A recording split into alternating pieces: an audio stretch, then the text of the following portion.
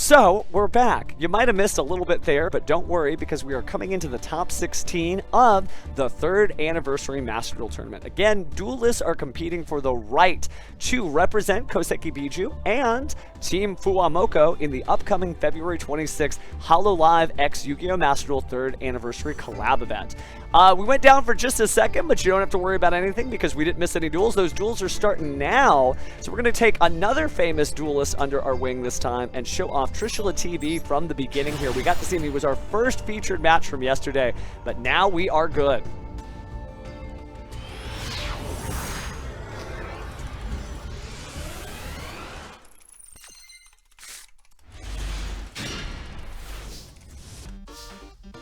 All right. So let's get this done.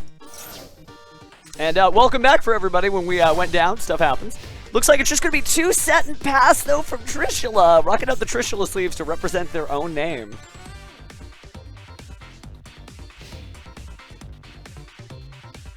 Hey, makes sense, makes sense. I had to take a break, but the stream sure did. All right, let's go ahead and get into the dueling action. Not a whole lot going on as we go into turn 3 here. A single Molcharmi Purulia. And that caused the pass, but there doesn't seem to be any starters from Milk Bubble Tea as well.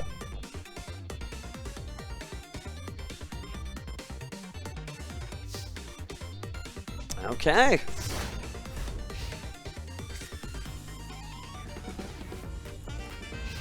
So, looks like not a whole lot has happened here as we pass play back and forth and back and forth. Oh my goodness, we're on turn 5 and not a single action has happened. Okay, this is incredible. Absolutely incredible. All right, now it's finally time to start the party, but it looks like a Molcharmi Fuwalos is going to be showing up here. And that is going to implicate a little bit of the extra deck plays as the Sinful Spoils.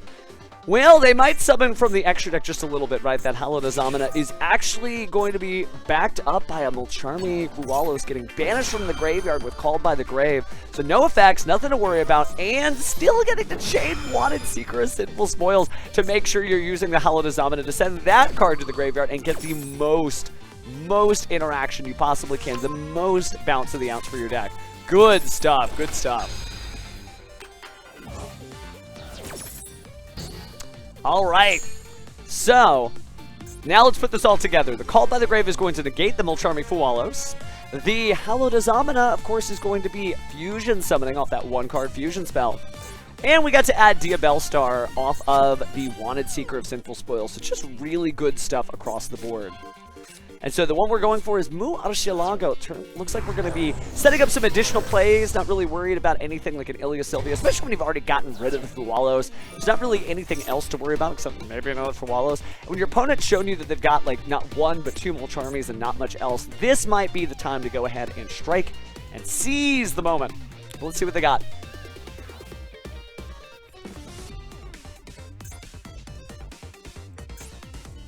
Just determining as they get that search going.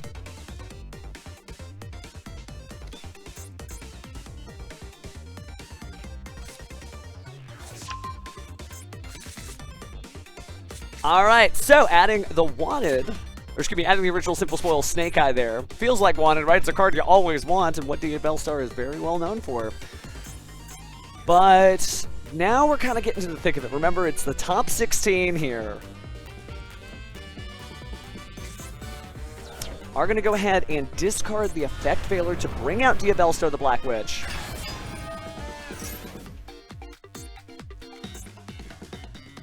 And so Diabellstar the Black Witch going to go ahead and set a Deception of Sinful Spoils, so maybe a little bit more fusion action happening here. Remember, there's something to remember about the Hollow Azamina.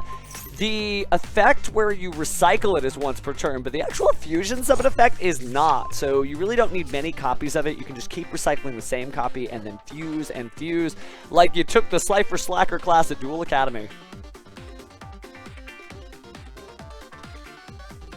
Gonna go ahead and update the chat here though, because we're the top 16 now.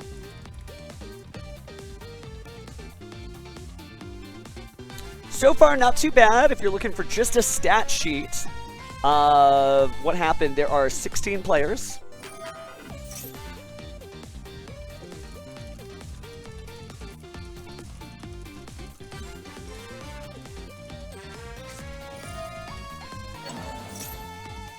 Just letting our staff know that we are good to go since we had that. But to get that update about who's left, we have quite a few FUWAMOCO and quite a few of the Koseki Bijou, but it's actually down to 6 FUWAMOCO members and 10 Koseki Bijou players in our top 16. Right now, just to inform you for this particular duel as it continues to rage on, the Koseki Bijou players, let me get this going. There we go. So, since it's Milk Bubble Tea, that's going to be a Bijou player, and Trishula TV is representing Team FUWAMOCO. If they don't advance, well, there's not very many FUWAMOCO left in the tournament. But speaking of the tournament, Hololive is going to be used for another fusion summon here, getting rid of the Deception of Sinful Spoils after a brief interruption for the Bestial Saronir, making Ilia Sylvia there to negate any effect. Doesn't destroy the card, but sometimes that's all it takes. There is an effect veiler, though, that's going to slam down on the Ilia Sylvia, meaning that that threatens to me that Milk Bubble Tea has a very powerful card that doesn't need to be negated with the Ilia Sylvia. So it's possible that maybe there's like a Nibiru the Primal Being or something else that's going to be showing up soon.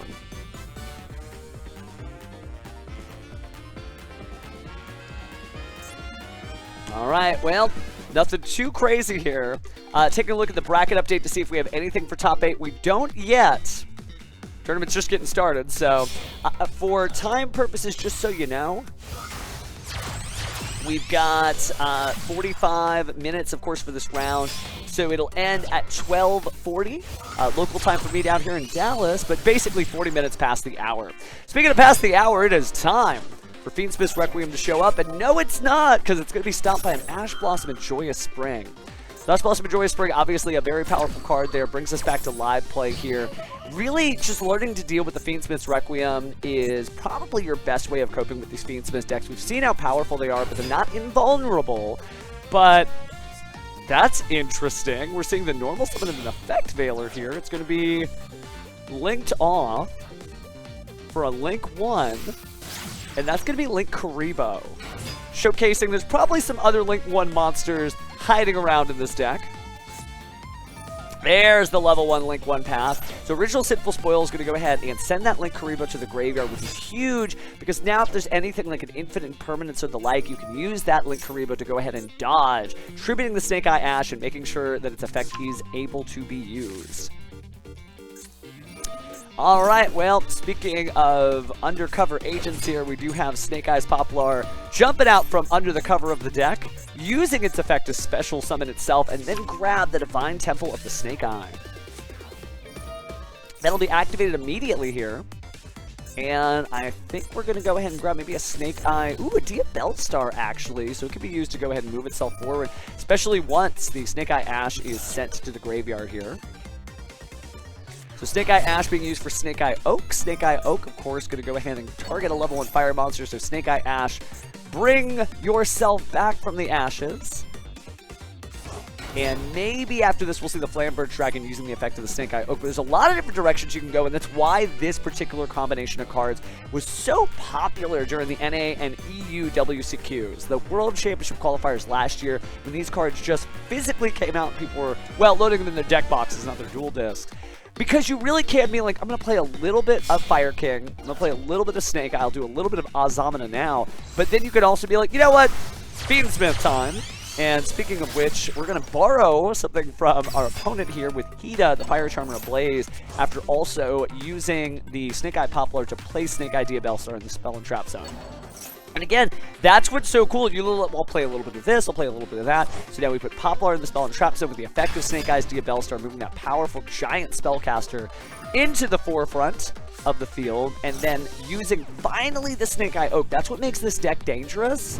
Yes, all the cards are at 1, at least the important ones, but you can just play them out of order, whatever order you choose, and that really helps you for the most part. So, speaking of being helped, we're going to use Wanted Seeker of Sinful Spoils, banish that from the graveyard, return the original Sinful Spoils back to the deck for more shenanigans on a later turn, and then drawing 1 card. We're going to go ahead and use the Heat of the Fire Charmer Ablaze to borrow that Ash Blossom. Just take that and move that over onto that side of the field. So Trishula just doing a good job with the resource management. Also going to use the effect here to push something. Could place their own monster in the spell and trap zone or move the Bestial Saronir away.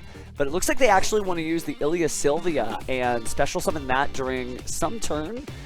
Whether it's with the effect of the Flamberge Dragon or with the field spell that's right over here in order to get the Ilia Sylvia back on the field for its negation effect. So just some really like interesting ways to like move the cards around. This is sort of an echo of the popular combo of using IP Masquerena for a Link summon and then placing it in the spell trap zone so you can move it forward during your opponent's turn. But Ilia Sylvia feels pretty good to just have another negate for no reason and later use maybe some of your White Forest cards if you're running any White Forest cards to recycle it. But if you're not, this works just the same. We are going to see Diabellstar the Black Witch erupt out of the graveyard there. 3 spell counters for 1 spell caster. And now there's plenty of Link materials on the field, and I think that's probably the direction we're going to go. Getting rid of the Flamberge Dragon, we put a bunch of monsters in play. But it looks like for now we're actually going for a Link 4 here, and it's Access Code Talker. This very long-winded duel of 2 characters of their own kind. Bricking, not getting much done for turn after turn after turn. Well, now it's turn 5, and now it's feeling more like the Yu-Gi-Oh! Trading card game, especially if the Speed Master Duel is played. So goodbye Saronir. Saronir's effect is going to activate. I'm not sure what you're going to send to the graveyard there. But it is going to be the Bestial Lubellion, so we didn't run into a branded deck down on its luck. But speaking of down on the luck, Milk Bubble Tea is not completely out of the duel, actually. Bestial Drua's Worm being activated during the battle phase, blocking the biggest attack here. And it kind of shows you that you're still attacking, like, the Gore's Order, right? Oh, but a cross-out designator means that it doesn't even matter. Banishing a copy of Bestial Drua's Worm, such a very powerful and popular card. So be gone, swinging that sword, designating that, banishing it from the deck, negating its effects, so it never happens. It never shows up to protect those life points. And that's 5,300 off the top, followed up by another 2,800, and that's game. So what started off as a slow duel for both duelists, well, we saw some amazing moves from Mike Thomas, Trishula TV's own. All right, good stuff, good stuff. All right, so duelists have 2 minutes here. I'm going to get a brief bracket update on the other side to see if we've crowned any of our top 8. And so far, we haven't at all. In terms of some of the records we've got, see some recent stuff since we got off of the top 8. Looks like Calzone did beat Jesse Cotton in the first one there. I'm just trying to make sure. Yeah, so it would be starting from right here. So Bubuan beats Sakade. Calzone beats Jesse Cotton. 5.2 beats for Della YouTube, who I believe was our undefeated player, and our only undefeated player last time. Nikki Boy beats Demonic Abyss, and we just saw Trishula beat Milk Bubble Tea. So we are waiting for them to get back here at this table, find out what's happening next. But just a lot of stuff. My goodness. And so as we start to find out, you know, who our competitors are about to be, we'll also call out, you know, who the remaining Bijou and FUWAMOCO players are. It's just crazy for sure. And why is it crazy? You might be like, Fairmont, you're saying it's crazy. Why is it crazy? Because first off, count your lucky stars. We're celebrating the 25th anniversary of Yu-Gi-Oh's trading card game and the 3rd anniversary of Master Duel, and having a free-to-play tournament with famous duelists just happening, like, just out of the blue like this, that's crazy. That is mind-blowing to me. But the caliber of duelists going against each other, not leaving anything in the deck box, that's crazy too. So I'm here for it. I hope you're here for it too, because after the top 16, we still got top 8, top 4, and the finals, right? And the finals. And this is going to be fun. When we get a little bit towards the top 4, we might be able to bounce around a bit more. But for the moment, we're following the narrative here. So let's find out what happens here with Milk Bubble Tea going back up against Trishula TV.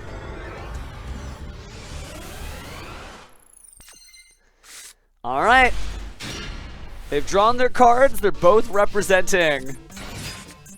And looks like Molcharmi Fuwalo is being used immediately after the normal summon there, the Fabled Lurry, meaning you're going to have to consider, you know what it's like. We just saw Milk Bubble Tea do the same. And Trishula ended the turn, not summoning anything. Here instead, we're going to see Fiend Smith's Requiem.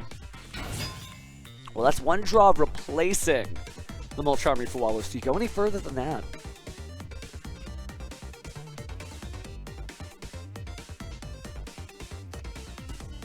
Not seeing it just yet. Just kind of sticking to their guns. Nobody's activated anything as we kind of sit here in VTuber land. Oh, but a triple tactics talent. Gonna look at the hands. Let's see what other options Trishula had. And maybe that'll determine what direction this duel is going.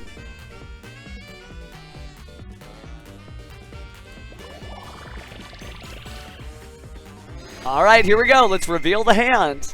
So, 2 copies of Effect Failure, a Tenpai Dragon Chundra, Infinite Impermanence, and a Bestial Magnamon. Not only do you gotta play Fierce, but you gotta play through 2 copies of Effect Failure and an Infinite Impermanence and a Bestial Magnamon.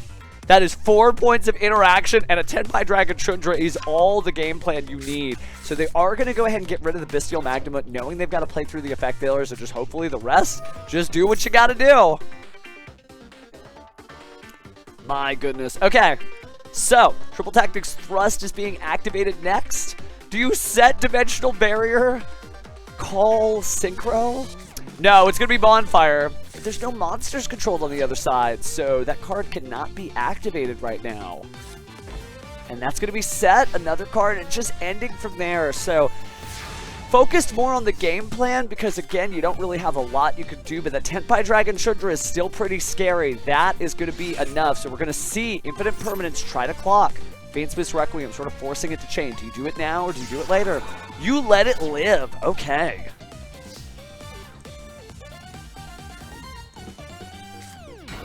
Well, now we're also going to see Tenpai Dragon Chundra.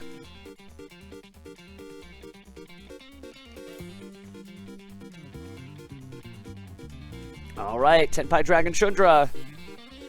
It's all up to Chundra. Okay, so enter the battle phase. Dimensional Barrier. Wow, didn't have to set the Dimensional Barrier from the deck because they already had it in the opening hand, calling Synchro Monster. But you're still going to have to face a couple of Tenpai monsters, right? And one of them could be a Tenpai Dragon Pydra, and we'll see where the combo goes from there. So Pydra showing up to the field, of course gets to activate its own effects to add from the deck to the hand a Sangen spell or trap card. And they're going to go for Sangen Kaimen. Maybe just win this off of tiny monsters attacking, right? Because we know 1700. And you can't Synchro. But we are going to Sangen Kaimen. So Sangen Kaimen to bring out our Tenpai Dragon Genroku. And we are special summoning Genroku in defense mode. So trying to see what we got. It looks like we're going to move on to the next phase of play. Main phase 2 here. I would imagine it's probably Seal's Pass. Not sure which of the monsters you use. You also could go ahead and use the effect of Tenpai Dragon Genroku to grab another monster too. But it looks like let's start off with a Link 1. And that is actually going to be Striker Dragon here. So, playing in a Dragon Link, I believe Trishula has played a lot of Dragon Link in their day, so kind of a creative way to keep the combos going without access to the synchro portion of the strategy. But now there's a Link monster. It looks like this is going to be made SP Little Knight, getting to banish that face down card, getting rid of the Bonfire, so that it's not an issue later. Challenging whatever point of interaction is in the hand there.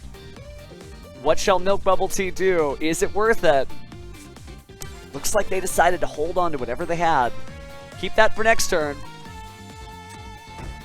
Now Trishula is going to set down a single card on the field.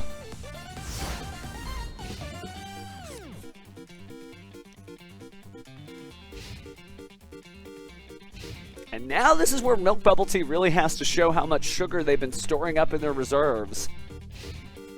End phase. Oh no, not anything you would ever want to do against a Tenpai deck. It just takes one card to get them towards victory. I mean, it is in the name after all. And they're turning it to attack mode. It's also a great way to test to see if your opponent has any point of interaction here. They're attempting to leave the battle. Oh yeah, we're in battle phase. So 1600. It's good. Glass cracks a little bit there on Milk Bubble Tea's field. There's a second attack declared. Then they contribute Tenpai Dragon Genroku in order to special summon another Tenpai Dragon while still getting that attack. And they bring out Tenpai Dragon Fadra, special summoning the Tenpai Dragon Chundra from the graveyard. But before they can, here comes Ghost Ogre and Snow Rabbit. So Ghost Ogre and Snow Wrap are going to destroy the Fajra, so Trundra's going to stand alone, but Trundra still is going to be on the field during the damage step, able to special summon another Tenpai monster, so still able to get that synchro off one way or the other. So Trundra's effect is going to activate here during the damage step. And there's Tenpai Dragon Pydra, able to even add another copy of something like Sangen Kaimen. But instead, they're setting the Sangen Summon and going in for the full combo here. So up next, we will have 1700 direct. Doesn't need much, only 600 left here. So completely locked out of Synchro monsters and still able to make it work. Well, last turn. Not this turn, because it's time to rev it up with Odd Eye's Meteor Burst Dragon, closing things out just in case you saved anything. No effects during this battle phase, and that's game. So switching to Tenpai shows you that you can still get it done, and I believe that's going to put Trishula advancing into our top 8 here. So taking a look at the bracket for advancement of the top 8, I think that is the first person to advance in the top 8. So why don't we take a look at some duelists we haven't seen yet, already in progress. So we're going to go to Manjome versus Sushiyu, who we both got to see a little of yesterday, but haven't seen anything from today, so we're going to jump to it in progress.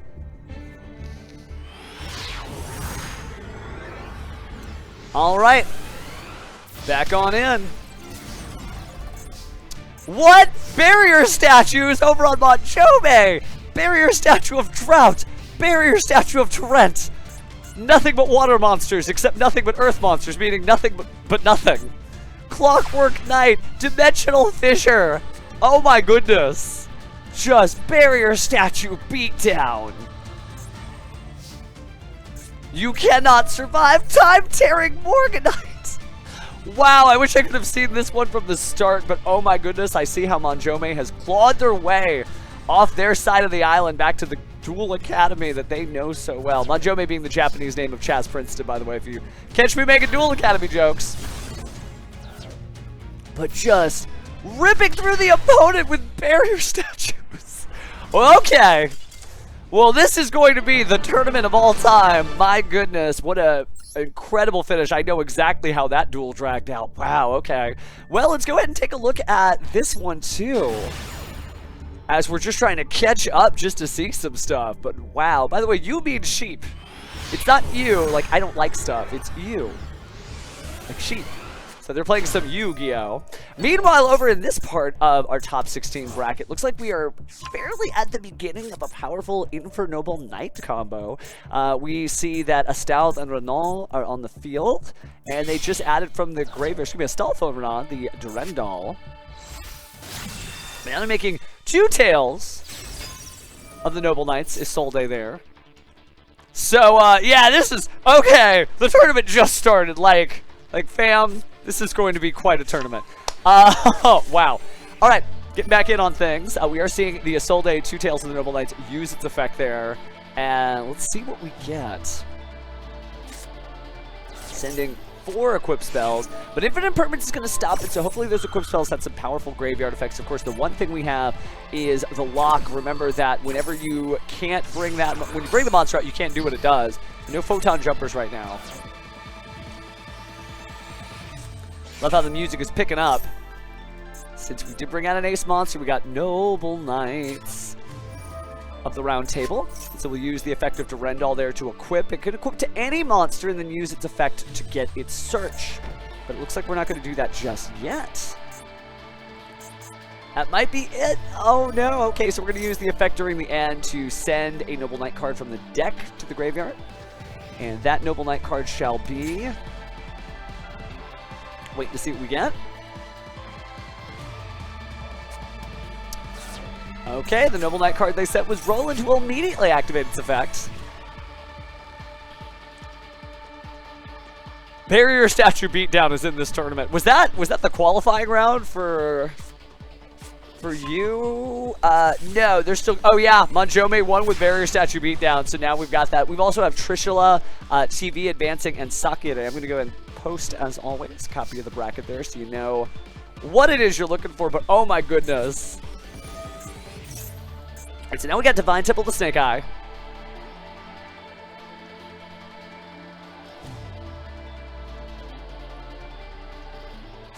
Divine Temple to Snake Eye, placing Snake Eye via Bellstar, who's right here, by the way. Learned how to ride with the best of them with the Goblin Bikers.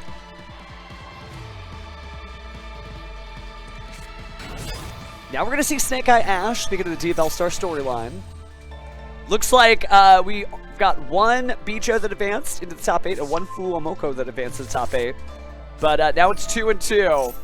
So the representation is getting smaller and smaller. That's wild. Speaking of small monsters, we've got Snake Eyes Poplar hitting the field. If you're just joining us, we are in the top 16 of the official Yu-Gi-Oh! Master Duel 3rd Anniversary Tournament to find out who will be crowned the champion, but also get to represent their favorite hololive VTubers in the 3v3 that'll air on February 26th. But that's them. This is now as we see Snake Eye Poplar use its effect after that quick Link summon with Link Karibo. All right. So, go ahead and move forward. The Snake Eyes Bellstar, give a little roar there. As the original Sinful Spoil is large and in charge there. Go ahead and play the wanted Secret Sinful Spoils to grab Bellstar. Her services are needed here.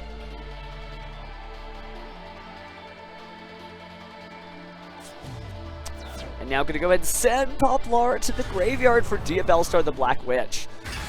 So she's got her powerful effect activating. Is anything going to happen from Ramu? Doesn't seem like it. Doesn't really have a lot of points of interaction. Mostly a combo deck. I play Infernoble myself. You got a lot of great cards that do a lot of things, but they don't necessarily stop stuff until you get the full combo established. Now we're seeing Deception of the Sinful Spoils using its effect. Going to go ahead and tribute the Bellstar in order to grab an Azamina card from the deck to the hand. Probably the Hollowed Azamina. And there it is. And wow. Oh my goodness, that copy. Take a little zoom in on this before it uses its effect here. And it will go ahead and be used for a fusion summon. It's time for the Ilya Sylvia. Definitely want to negate whatever it is the opponent has. So getting rid of the Deception of Sinful Spoils to pay that cost. Rounding down. There's Ilya Sylvia. So whatever it is that they're holding on to, now they can't even do that. This might be the way to push forward and end this duel as we see a Link summon here, Link 2. And it is going to be Moon of the Closed Heaven. So a lot of safety from the Ilya Sylvia, able to, again, Link 1, right? Just takes 2 effect monsters to make a Light Fiend. It just takes a Light Fiend to make Fiendsmith's Requiem. Ramu Armpit, if they've got something, they've got to have 2 somethings, right? We see play pass over to them briefly, and there's the Call by the Grave. This is an opportunity for Ilya Sylvia to be tributed to use its effect. So we'll see if Landy takes the bait there. I think that's how you pronounce that many A's down there. But we are going to go ahead and banish that. They did not take the bait. They think there may be still some point of interaction from the hand. So just hard stop on the Fiendsmith combo. Not worried about it at all. So what could those 3 cards be? Well, we're going to go ahead and see Sending of the Field Spell and Snake Eye Ash in order to get out the Snake Eyes Flambird Dragon. Wondering when we'd see it, maybe using it to push back the Isolde Two Tails of the Noble Knight, but instead, looks like we're actually going to just send it to the graveyard without using its effect, meaning a Promethean Princess is probably going to be a part of this combo. We do get Snake Eye Oak for that 1-off, but we also get 2 more level 1 fire monsters, and it's probably going to be Poplar and Ash. So going to have to choose wisely here. Is there enough monsters to get all of this done?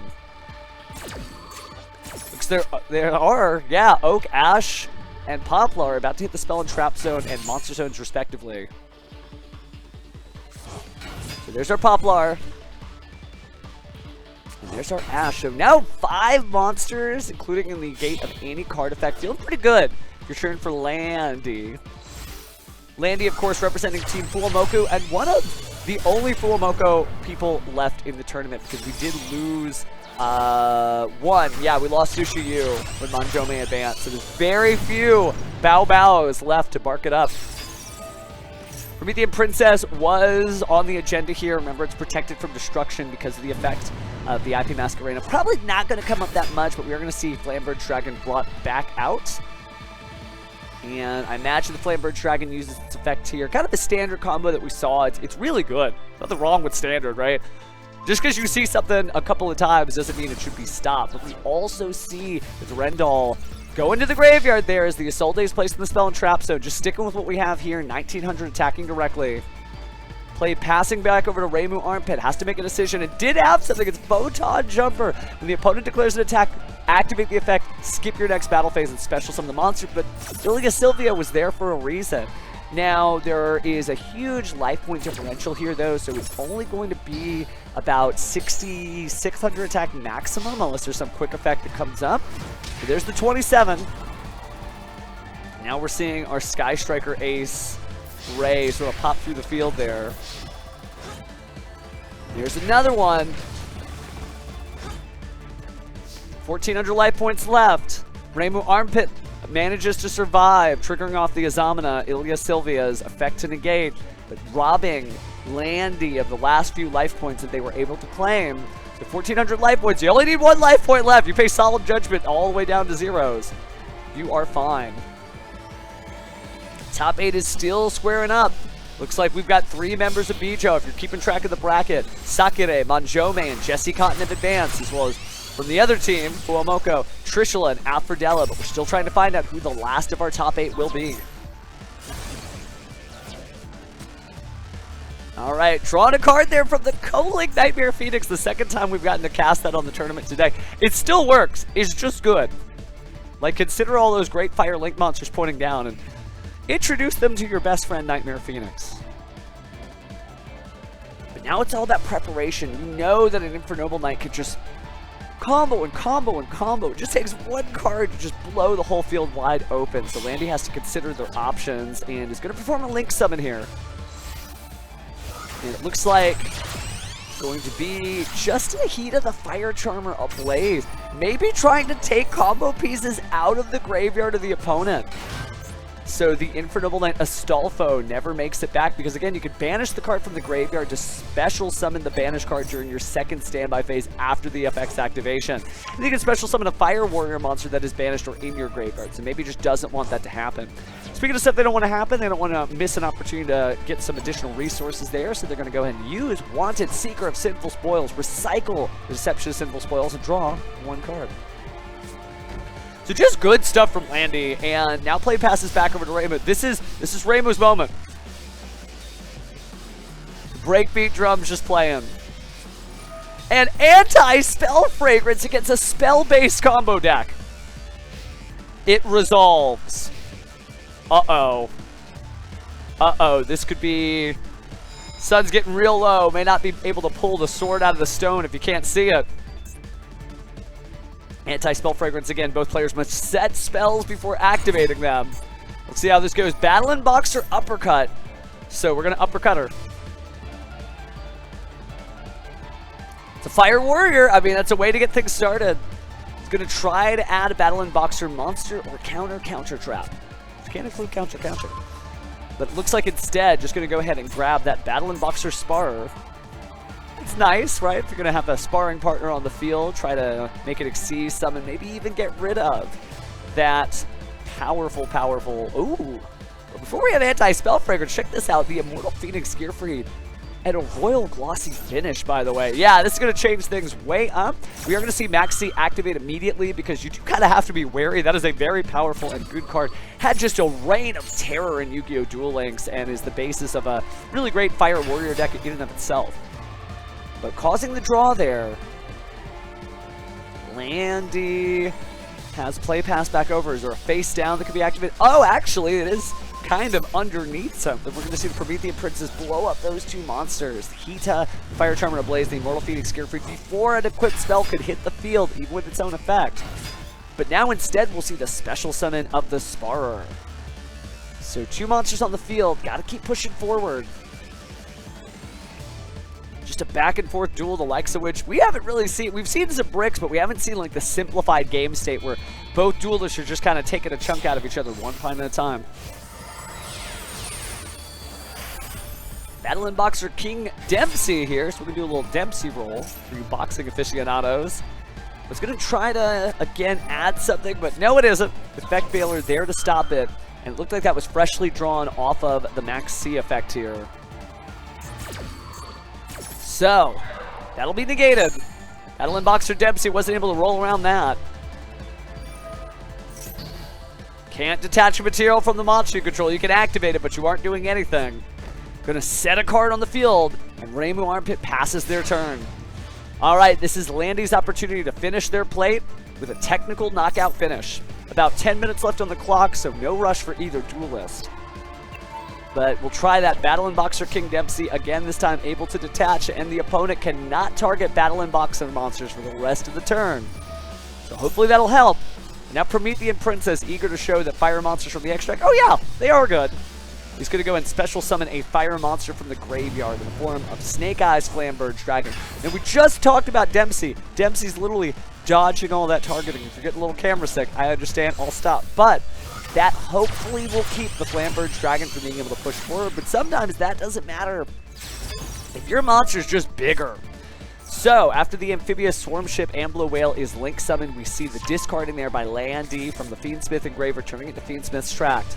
Fiendsmith Tract, of course, able to grab that Fabled Lurry out of the deck, pop it onto the field. We're going to go for the full combo here as we special summon a Fiendsmith Engraver, recycling the Moon of the Closed Heaven. Powerful card for sure, just because of the intersection of its card effects, but also a backdoor way to link off your opponent's monsters. Oh, but we already had the Fabled Lurry. Chose not to do anything with it. So instead, we are going to normal summon it to perform a link summon. And now it's going to be Fiendsmith's Sequence, so maybe shuffling it back before activating the Fiendsmith's Tract. Seems like exactly what we're doing. So, Fusion. Ha! We have got Fiendsmith's Lacrima. 2 light fiend monsters, pretty easy to find in a Fiendsmith deck. Now going to use its effect to target a light fiend monster in the graveyard or that's banished. So remember, we lost a Fiendsmith's Requiem, and lately in competitive play, we are seeing like 2 Fiendsmith's Requiem in a lot of extra deck lists. That's why. But also in the TCG, we don't have Lacrima, so that's also why. So now we got 2 level 6 monsters on the field. You could go into Beatrice, Lady of the Eternal. You could go into Triple D, Wave High King Caesar. But it seems like instead we're going to link summon here. Or link for Appaloosa Bow of the Goddess, 3 materials there, 2400 attack, but also allows for additional recycle, bringing it down to 1200 life points. Now a single attack getting through. Just a Glassjaw and Reimu Armpit's Battle Boxer monsters here. Only 1 punch has to connect to end this duel. Battle phase, the Swarm Ship comes in. There's 1 face down card, but Photon Jumper in the hand is negated by Appaloosa Bow of the Goddess. It was not to be. This warrior monster just trying to slow things down. And there's the connected punch. KO. Landy goes ahead and wins that duel. And really great shout out to Reimu Armpit. Just some really great bobbing and weaving there. Taking a look at our bracket then. We've got Demon of the Abyss and Nicky Boy were one of the unsolved ones, and looks like Reimu Armpit versus Landy also was one of the remaining ones. So taking a look at that, Landy won one of these, and Landy won the other. So I want to say they're going to be reporting their victory, and another member of the top 8 is known. Similarly, we have Nicky Boy versus Demon of the Abyss, and they won once. Do we have another win to determine our top 8 here? No, it looks like that game actually still should be going, so let's go ahead and port over to see if we can catch it. In progress. Yeah, they're sitting down. I don't see any reports. I may be wrong. We'll find out. Been wrong before. But to show you what we have here, I'm going to go ahead and pull this. So we don't have the crash. My bad on the crash. Here's what we have in terms of representation, where the red is Team FUWAMOCO and the blue is Team Koseki Bijou. And so Trishula TV is up there. We got a FUWAMOCO. We have an MHXL Terror. There's a version of this, actually, if I go take a look at our top 8, where we may have actually decided all of the FUWAMOCO duelists. Let me go find that out for you real fast. As pop through, looking through who might be remaining. It's whoever Manjome would be playing. And so Landy won. So we do have a 4th FUWAMOCO, it looks like. Okay.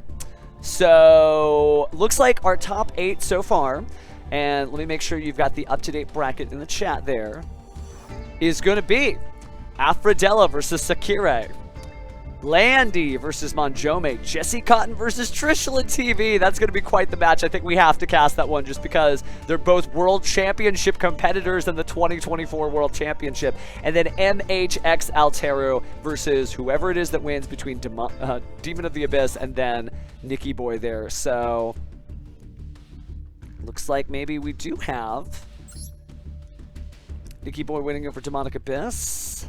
Demonic Abyss winning over Nikki Boy. Maybe it's buried down here. Nikki Boy winning over Demonic Abyss. So Nikki Boy does win that one. Okay. So it's just unreported. So yeah, we know what's going on now. Wow. All right. So we do know our top 8. And it's 4-4 in the top 8 still. We still don't know. And we'll have to use this to determine what's up next. Oh my goodness. That's so cool. Okay. Well, this event is definitely going as planned. Because again, let's say you're just joining us. I'm going to go ahead and update that we are at the top 8 here. Top 8 of the official Yu-Gi-Oh! Master Duel 3rd Anniversary Tournament to qualify for the 3v3 happening later. And, that's insane. We have World Championship caliber duelists competing to represent VTubers with legions of fans, hundreds of thousands of fans, millions if you will. And that event again is going to go on February 26th, where you'll also get to see Team FUWAMOCO, literally Fuwawa and Mokoko duel using Evil Twin Live Twin against Koseki Bijou using Eldritch the Golden Lord. They've already posted up their videos. I'm not spoiling anything. It'll be commentated by none other than Oro Koroni, a masterful duelist in their own right. So this is going to be really cool. This is like actually happening. This is insane. So, cutting back over to our tournament here. We are just getting ready for everybody to have a seat, but just good stuff. We're going to be starting in 5 minutes. I'm going to show you the representation stats so you know who to cheer for. All right. So, this is our top 8.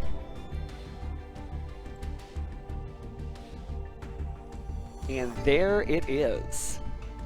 So again, Aphrodella on Team FUWAMOCO versus Sakire on Team Bijou. Landy representing FUWAMOCO versus Monjome and Team Bijou. Jesse Cotton on Team Bijou versus Trishula TV on Team FUWAMOCO. And MHX Altera versus FUWAMOCO on Nikki Boy on Team Bijou. We have even representation almost throughout the tournament. We had a little bit of a, not a hiccup, but it just didn't quite go out even numbers that last time. But this is the stuff, and this match is incredible. But both players need to hang on because I want to say for the representation, I'm going to check the rules here for the top 32.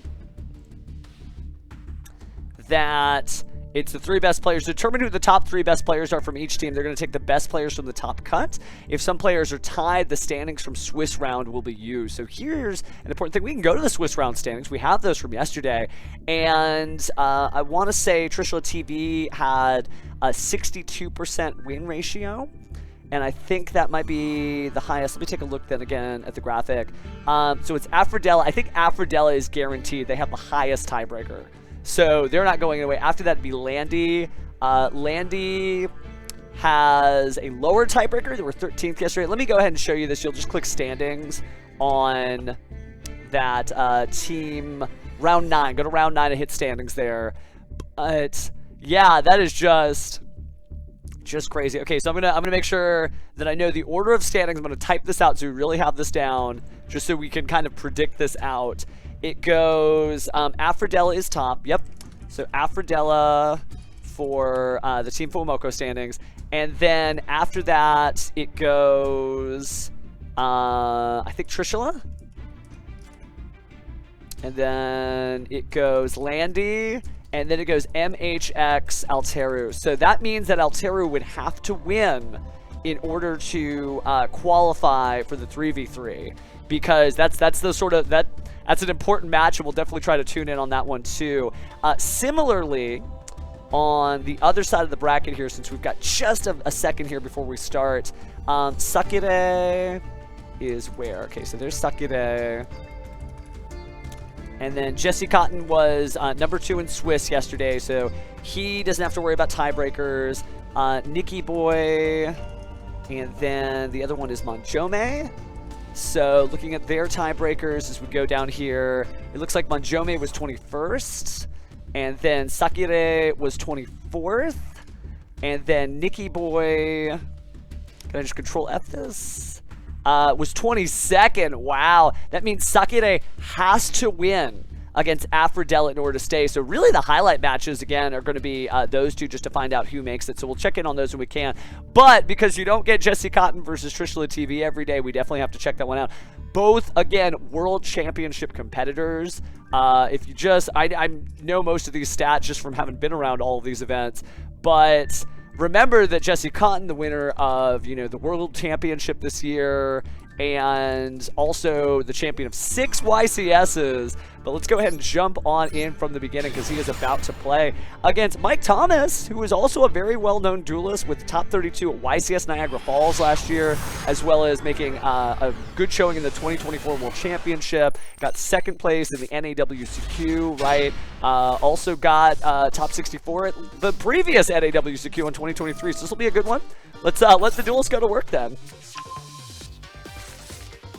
All right, great music, by the way, as we start off with Fiendsmith Engraver to Fiendsmith track, and that's going to grab our Fabled Lurie. All right, so Fabled Lurie, going to go ahead, and now we're live, by the way, because the duel's caught up, so special something that. No interaction there from Jessie so far. We are going to go ahead and have a single link summon here for Fiendsmith's Requiem. And now Fiendsmith's Requiem going to go ahead and be sent to the graveyard, tributing itself to special summon a Fiendsmith monster. There's our Fiendsmith Engraver splashing down onto the field in defense mode. If you're trying to count, I think we got 2 or 3 summons so far, but now I know Nibiru's got the counter on it, so you don't have to worry about that anymore in Master Duel. Fiendsmith Engraver also back on the field. I think for the 4th summon, be curious to know if we maybe have an intersection here. Is now the time that we're going to use a overlay network? No, we're actually going to link summon still, no matter what. So with this link summon, it's going to be Fiendsmith's Sequence. So time to get a little fusion summon here. And might just be going straight into Desiree, actually, because all the materials are kind of set up. You take a look at the graveyard. There are 3 or more monsters, including a Fiendsmith monster, who are like fiends. So you got your choices. You also could go for Lacrima and then do Lacrima to make something different there. I think I only saw 2 fusion materials go, so I think it is going to be Fiendsmith Lacrima. The temptation for Desiree is there, but Lacrima on the forbidden list for the TCG for a reason. Very powerful card, and doesn't play well with others, or maybe plays too well with others, as we do see Fiendsmith Engraver showing back up on the field. Now there's 2 level 6s. Kind of a Nibiru check, right? You're showing to your opponent, hey, I can make Nibiru if I wanted to. What you gonna do? Nothing? Nothing? Nothing? This is just like this stalemate. You know, you can't describe the level of tension between these 2 duelists on opposite sides of the planet right now, deciding, do I tell him I have Nibiru? Maybe he doesn't have Nibiru. Do I Xyz summon? Maybe he doesn't need to make the Wave High King Caesar. Instead, we go for a safe route here with Appaloosa Bow of the Goddess. 3 materials, 2400 attack. Time to start doing a little bit of recycling there with Fiendsmith Lacrima. Go ahead and throw on that 1200 damage. We're familiar with that from Sword Soul. All right, let's go ahead and end the turn. Nothing too crazy so far.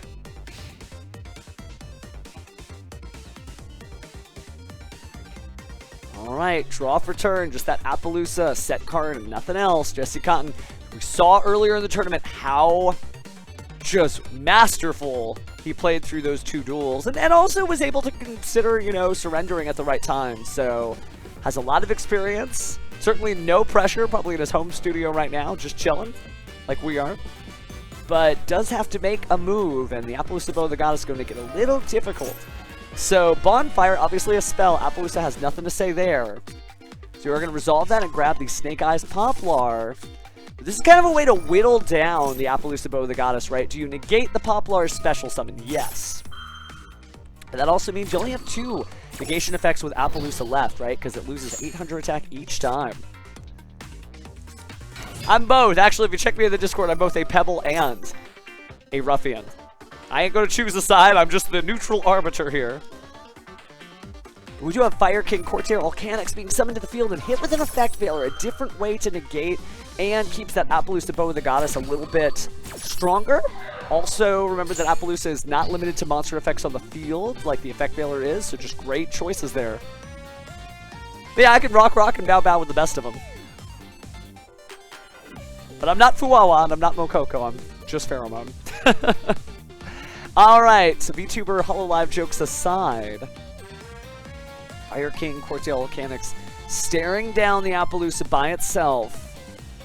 I mean, there's a lot of different ways this could go, but that negated effect, we knew it was going to get negated. Now Jesse probably considering, how do I push through this? How do I just literally get through this? And has not happened just yet.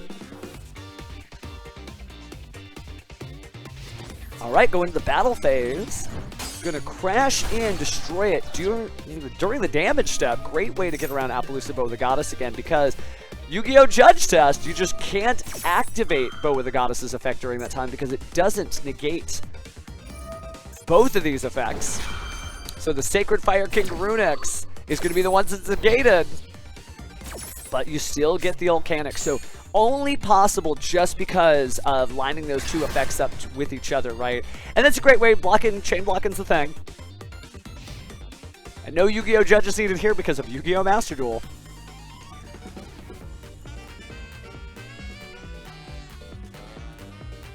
Now we're in main phase 2. We're going to use the original Sinful Spoils. We got a face-up card on the field. We've whittled the Appaloosa down to 800 attack.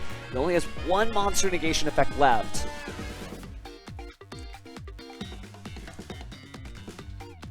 Definitely representing the best and brightest in VTubing here. We'll see the legendary Fire King Ponix special summon to the field, and now it just becomes like how many holes in the dam until it becomes just all the water everywhere, or at least fire in this case. But using that set infinite impermanence, now negating Fire King Ponix, going ahead and locking down that zone, but saving Appaloosa for just one more negate, just one more.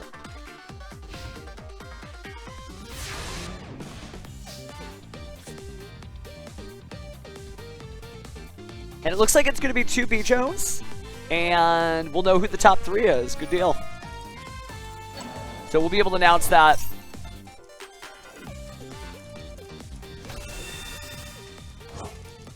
I'm letting them know they're going to give us the top 3, and I'll go ahead and make that live. Very excited to find out who our top 3 finalists actually are about to be. So beyond just how critical this tournament is, we also are about to find out who our top 3 is. Fiendsmith Requiem is going to hit the field there. Now that play has passed, again, 800 attack, 4 cards in hand. Jesse Cotton may have all breaks and no gas there as they allowed things to go back to their opponent.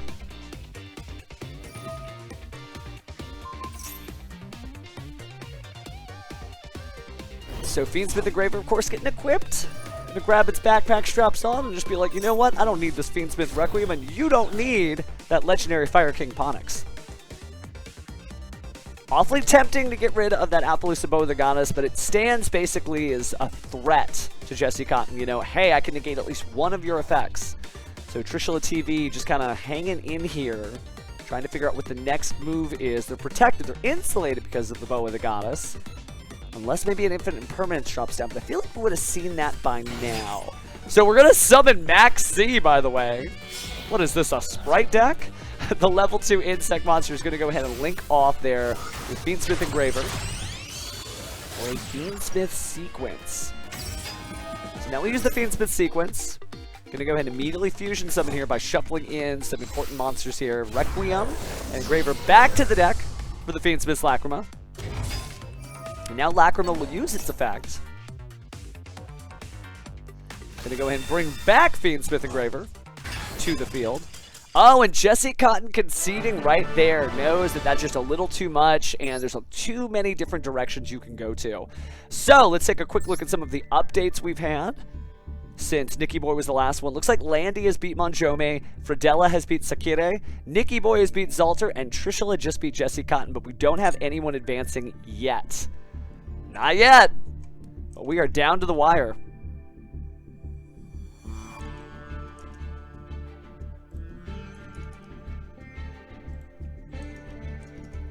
Okay. Very, very exciting so far. And it's curious to know if Monjome is really just going to just rocket all the way to a photo finish here with that barrier statue control. We did get to take a look at that, and that was really neat to see.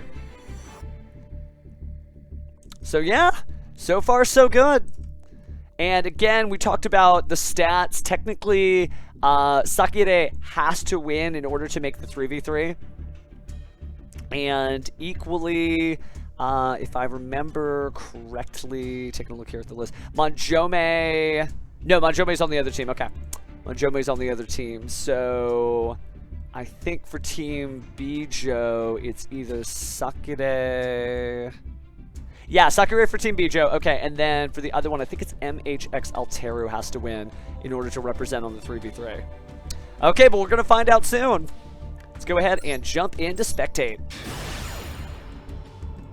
And thank you again for joining us for just this wild, crazy tournament with celebrity duelists and celebrity VTubers and just interesting stuff. Now we're actually going to take this from the perspective of Jesse, actually. So we do get a little bit of a soundtrack remix here. But no remix in terms of the cards. We're going to start with Fire King Cortiel Alconyx getting slapped down with the Infinite Permanence. So a little bit of a splash of bubbles there in order to maybe temper down the temperature there. Fire King Sanctuary is activated, placing Fire King Island on the field, which will be used to go ahead and use the effect. Destroy Fire King Courtier Alcanyx, then bring out the Sacred Fire King Garunix. Chain Link 1, Fire King Courtier Alcanyx. Chain Link 2, Sacred Fire King Garunix. So we're going to see another special summon. Big old monster on the field there. And another Garunix to boot. And the win rate on these cards is pretty good, right? More likely than not, if you're playing Fire Kings, you were probably going to win the duel. It's just game 2 in a very stacked set. Right, so Kieran obviously being destroyed, but also Legendary Fire King Ponix once in on that action. This is one of those matches. Remember, if you're a Pebbles fan, you're cheering for Jesse. And if you are a FUWAMOCO fan, well, you know what to bow bow. Go ahead and ruffian up with the best of it.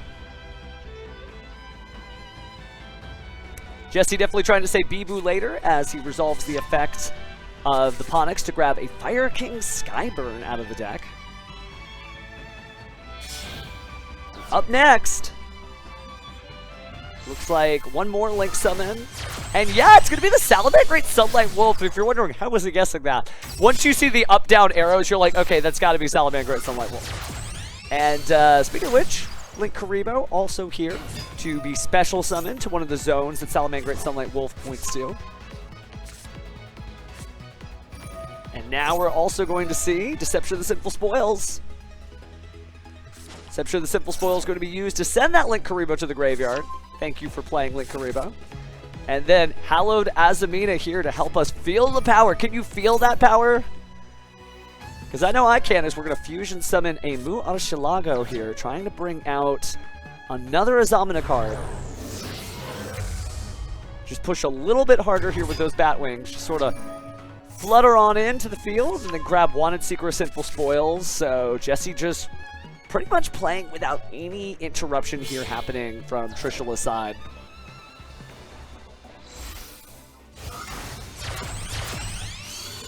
All right, IP Masquerena. Gonna flop on down. And recycling the effects there, the Hallowed Azamina, of course, can be used again. And looks like we are gonna go ahead and use that. Dropping the Wanted Seeker of Sinful Spoils down. Just a great, cool combo. Being able to be like, oh yeah, I'm gonna go ahead and get rid of one of my cards, but I'm also going to use its effect. So great card management there as we get Diabellstar the Black Witch to the hand. We bring out the Ilia Sylvia, and we just show off that, like, we are not playing around. Both of these very well may be Pebbles' strongest soldier and Ruffian's strongest soldier. Finishing extremely high in the top cut on both sides here, but we are going to go ahead and recycle. Drawing one additional card off the effect of Wanted Seeker of Sinful Spoils by returning to the deck the Deception of Sinful Spoils.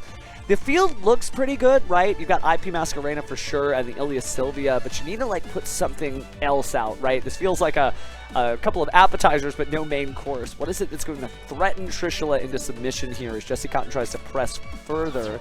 Well, we are going to get rid of that triple tactics talent. Maybe the opponent doesn't have any monster interactions at this point. Or Dia Bellstar, the Black Witch, in defense mode. We'll use its effect to go ahead and set a Simple Spoils card, and that is going to be another Deception of the Simple Spoils. Maybe even the same. Alright, Deception of Simple Spoils flipped up. Original Simple Spoils activated. Gonna go and send that Deception to the graveyard for a level 1 fire monster. What's a little level 1 fire monsters between friends, right? So here's Snake Eye Ash in the field. And Ash likely to grab the Poplar from the deck to the hand. There it is. Alright, let's go and special summon that Poplar from the hand to the field.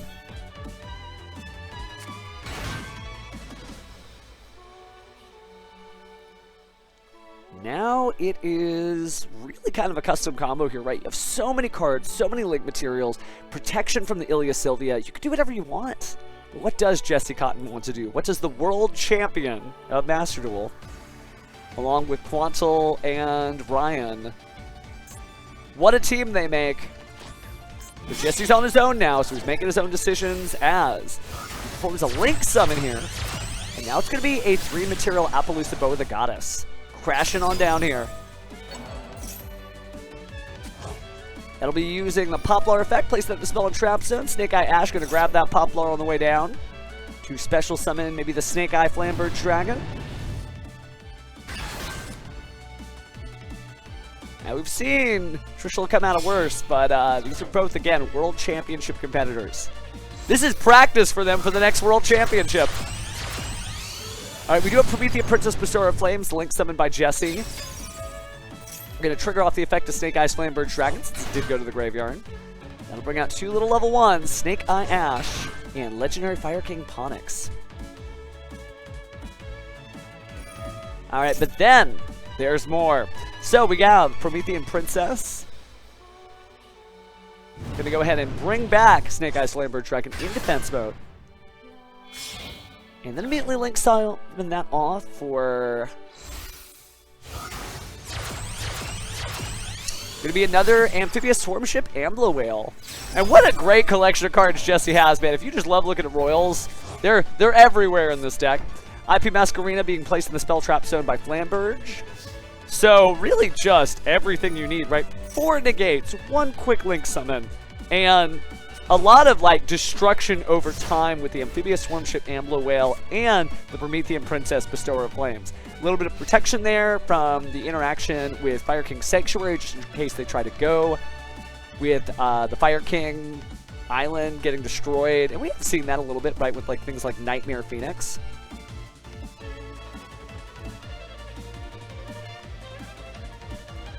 But now it's up to Trishula. Can he use the water of his namesake in order to cool things down on the field? Nope, he's going to heat it right up. Tenpai Dragon Pydra is normal summoned. Just going to try and try and try. But it looks like no Ghost Ogre and Snow Rabbit here, so Pydra's effect is negated. Probably well known to Trishula. They're just trying to push, see what it is that could happen, right? Can you force out the negation effect from the Appaloosa? Can you force out the Ilya Sylvia? But you still have to win the duel too. So let's see what comes up next. All right, get your bows ready, ruffians, because that is who Trishula is playing for. Tenpai Dragon Shundra, trying to be special summoned from the hand here. That is an effect, so we will negate that with Appaloosa Bow of the Goddess once more.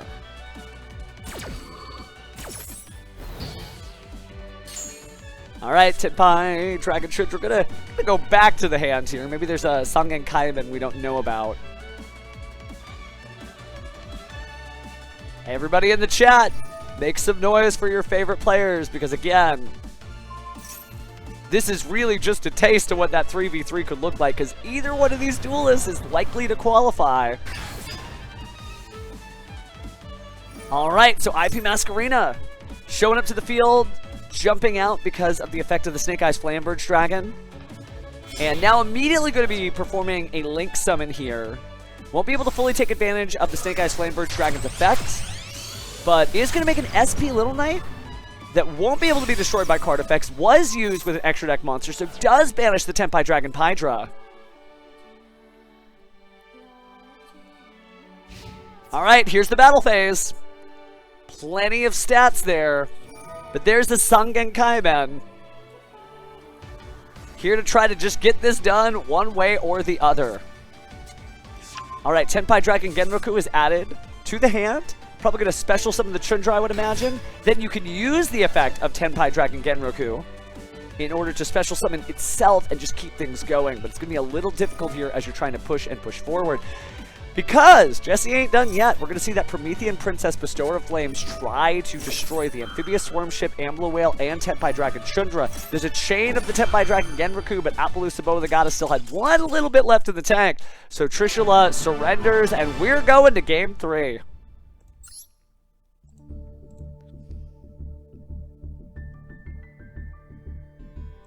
It looks like, there we go.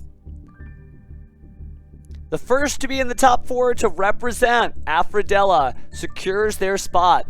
Up next, Landy secures their spot for Team FUWAMOCO. That means one side of our top 4 is going to be a FUWAMOCO mirror match. Maybe they'll be trying to figure out who's the team captain. But, yeah, that is just the beginning, right? Trishula 1-1, Jesse Cotton 1-1. Time to find out whose deck is going to be able to get it done. Trishula already locked in. They only have 2 minutes to side deck here. It's not the Yu-Gi-Oh! Tournament policy guidelines we're following. We gotta speed things up here in the wild world of Master Duel. As we take a look at our bracket, make sure you guys have the Battlefy link there.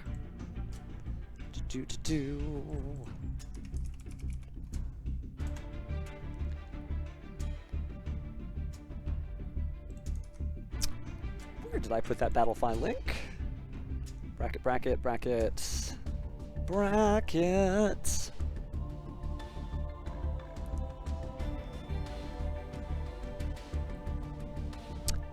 Let's see. Oh, there we go. Yeah, I mean, this has just been quite an incredible tournament as we go on. There's just been so much, but we'll have that bracket update in just a moment because we're going right into the next event. Game 3 here as we move on from the top 16. We are in the top 8 now. We've got to figure out who it is that advanced to the top 4. All right, here we go. Trishula electing to go first. Starting off the salvo with just a Snake Eye Oak, but nothing in the graveyard. Going to link that off into everyone's favorite Link Karibo. We missed you, Link Karibo. We miss you.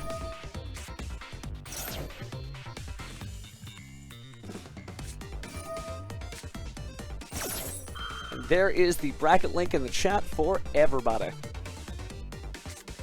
All right, but we do see that original Sinful Spoils backed up by the Call by the Grave, making sure that there is no issue. Molcharmy Fuwalos, be gone. Play resumes back to live. And now we're going to see what that original Sinful Spoils is taking. It's going to be Snake Eye Ash. Now, still could be used to bring out a whole host of cards, but it's going to be Snake Eye Poplar. Poplar going to use its effect in the hand to special summon itself. This is the moment. You don't have another chance for this, Trishula. So if you're cheering for Trishula, give a hearty bow bow, ruffians.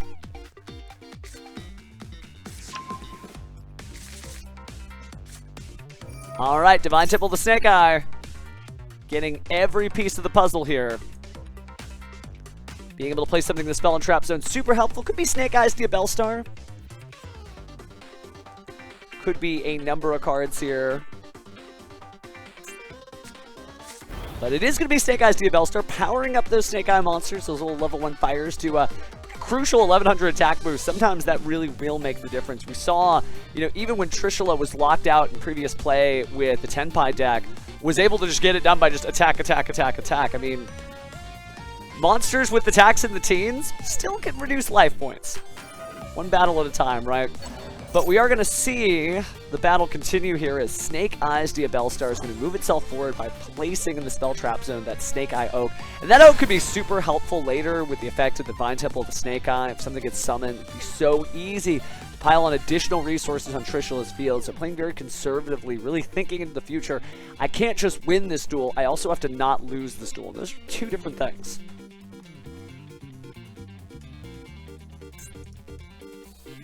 I do love the Moai emoji. We did see some Moai heads in the mates. There's actually like a stone head for the mates. So love you, Pebbles, showing us the latest and greatest in rocks. Those of you keep it up in the chat, keep up with this, because we've got Snake Eyes Flamberge Dragon hitting the field. And so far, this just looks like a fire deck, right? Featuring some of our favorite Pyros, Dragons, and a little Spellcaster or two. Jesse Cotton hasn't moved since that original Molcharmi Fuwalos. Could be a Nibiru. This might be a decent time for it right now, but you might also be worried about the Snake Eyes Flamberge Dragon's effect. We do see the effect of the Poplar choosing likely Snake Eyes Diabellstar. Yep, there's the Diabellstar. Oh, but there's the Nibiru. Well-timed, making sure that unless there's another Moon of the Closed Heaven or a way to recycle it, you are not getting any Light Fiends. So there's Nibiru. You can even see it with that 5 stamp counter on it. So the rock's down. Pebble, strongest soldier, showing that he is taking that to heart. Jesse Cotton tributing all of the monsters, and a pretty big Nibiru token on Trishula's side, right? 4,200 attack, 2,500 defense. Still is able to get the effect there of a bunch of different cards, right? The Nibiru is triggering off the Divine Temple Snake Eye, and the Snake Eye Flamberge Dragon is getting 2 level 1 monsters out of the graveyard of that Sacred Fire attribute. So move that monster forward. And play basically continues uninterrupted from just some strategic sequencing. Snake Eyes Oak out on the field. Snake Eye Ash out on the field. And I don't think Oak used its effect. So yeah, perfect timing to bring Poplar back. What Nibiru the Primal Being? Oh, Sakurai. Oh, Sakurai. You did great, fam. You did great. Don't let anyone tell you anything different. We look forward to seeing many of your future duels. Good stuff, fam.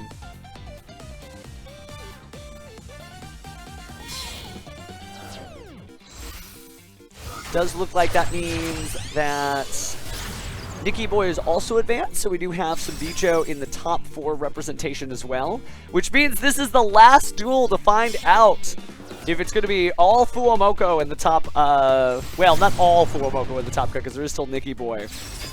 But, yeah, man, if you were a rock fan, you really want to be cheering on Jesse Cotton because you want that equal representation, 2 and 2. We've had actually a pretty neck-and-neck run where it's been mostly, like, every time we advance around, it's half and half between the 2 teams. But speaking of the 2 teams, let's cheer for Trishula at least for the moment because they're using the Flamberge Dragon to place that IP Masquerena into the Spell and Trap Zone. Got pretty much everything they need as the Promethean Princess goes to the grave along with Diabellstar as a link material to make Heat of the Fire Charmer ablaze. Basically just setting things up to get those cards in the graveyard for their powerful effects. And also able to use Heat of the Fire Charmer ablaze to grab something. There aren't any fire monsters over there yet, so I'm curious to see what we're going to do next here. I'm going to link that off actually.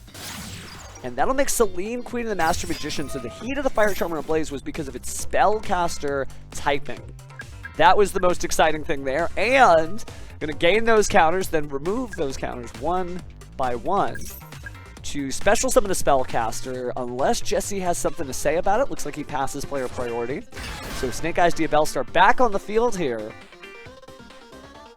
Actually can make a rank 8 Xyz. Haven't seen one of those in a while. People used to make number 38 Hope Harbinger Dragon Titanic Galaxy.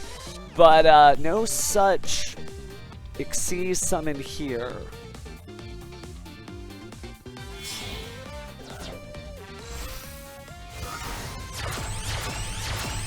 Alright. So it's going to be a 3 material Appaloosa Bow of the Goddess. Been very popular.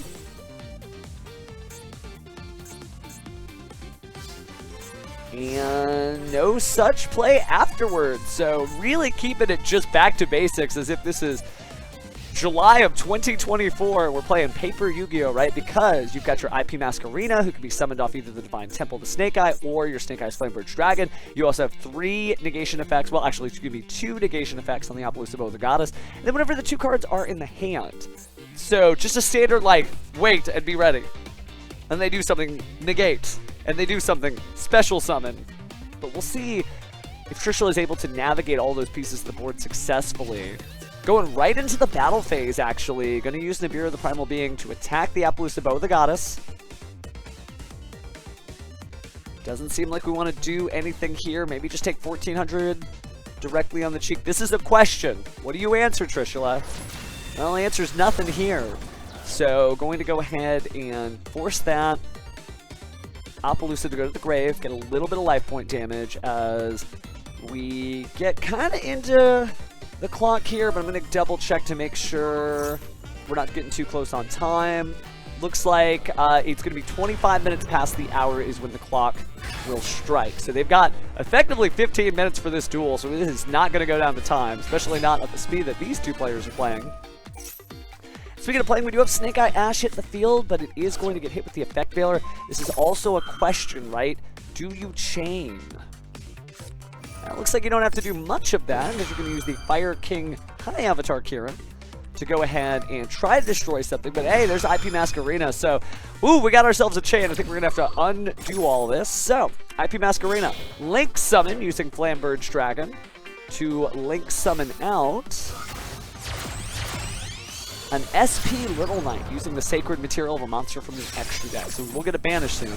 Then we'll go and destroy the Ash. The Effect Veiler will not negate, and Snake Eye Ash will add from the deck to the hand Snake Eyes Poplar, allowing it to be revealed to activate that effect.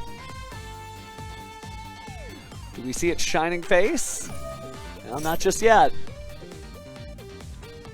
Chain Link 1 is going to be the Flamberge Dragon. Chain Link 2 is the SP Little Knight. Banishing there.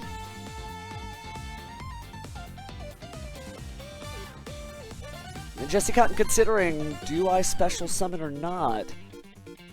Still gonna have to deal with the IP, or excuse me, SP Little Knight.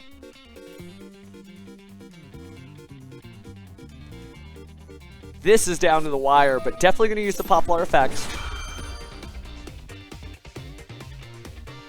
And there's still an opportunity for SP Little Knight to chain here.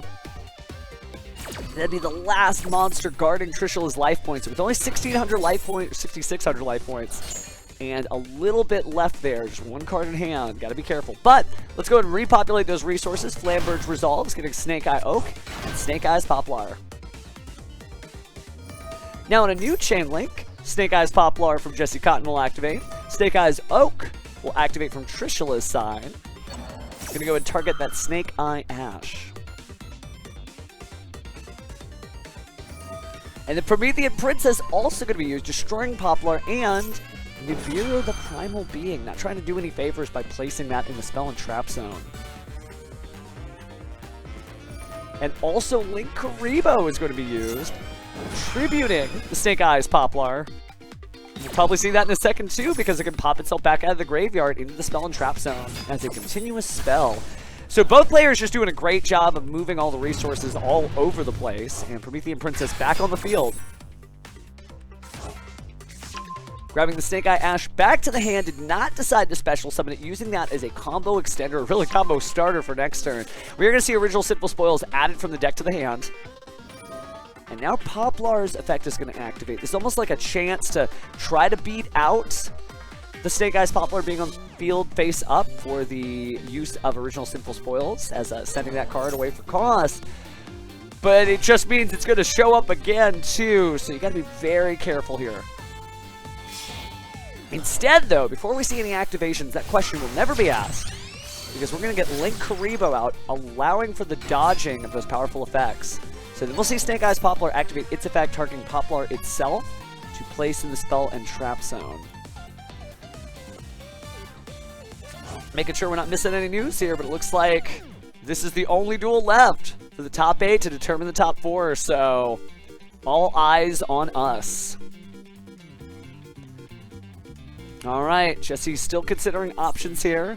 3 cards in hand, the Link monster on the field, Link Karibo, and of course Snake Eyes Poplar in the Spell and Trap Zone. Those 3 cards could be something to stop things that may not be able to press forward in the duel. Could also just be used to keep the combo going. Looks like we will see that Original Sinful Spoils that we saw added previously, sending the Snake Eyes Poplar to the graveyard from the Spell and Trap Zone. No interactions there with the SP Little Knight, so we're going to go ahead and resolve the card effects.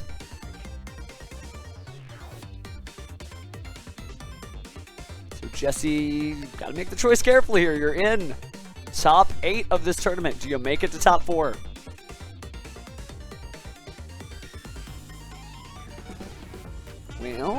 Whatever it is, he's thinking about it awfully carefully. He still has the in-game clock, so don't worry about any slow play here. It would not help you. You're just burning your own time up. Does look like we are just standing by as we wait to see what's next. Hey, luckily the music's cool. Looks like all 6 members of our top 8 are watching, by the way. So, hello top 8, right?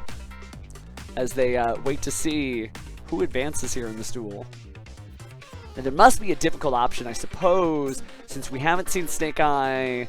Oak would probably be the one, unless maybe there's like a Jet Synchron. Something a little off the beaten path here.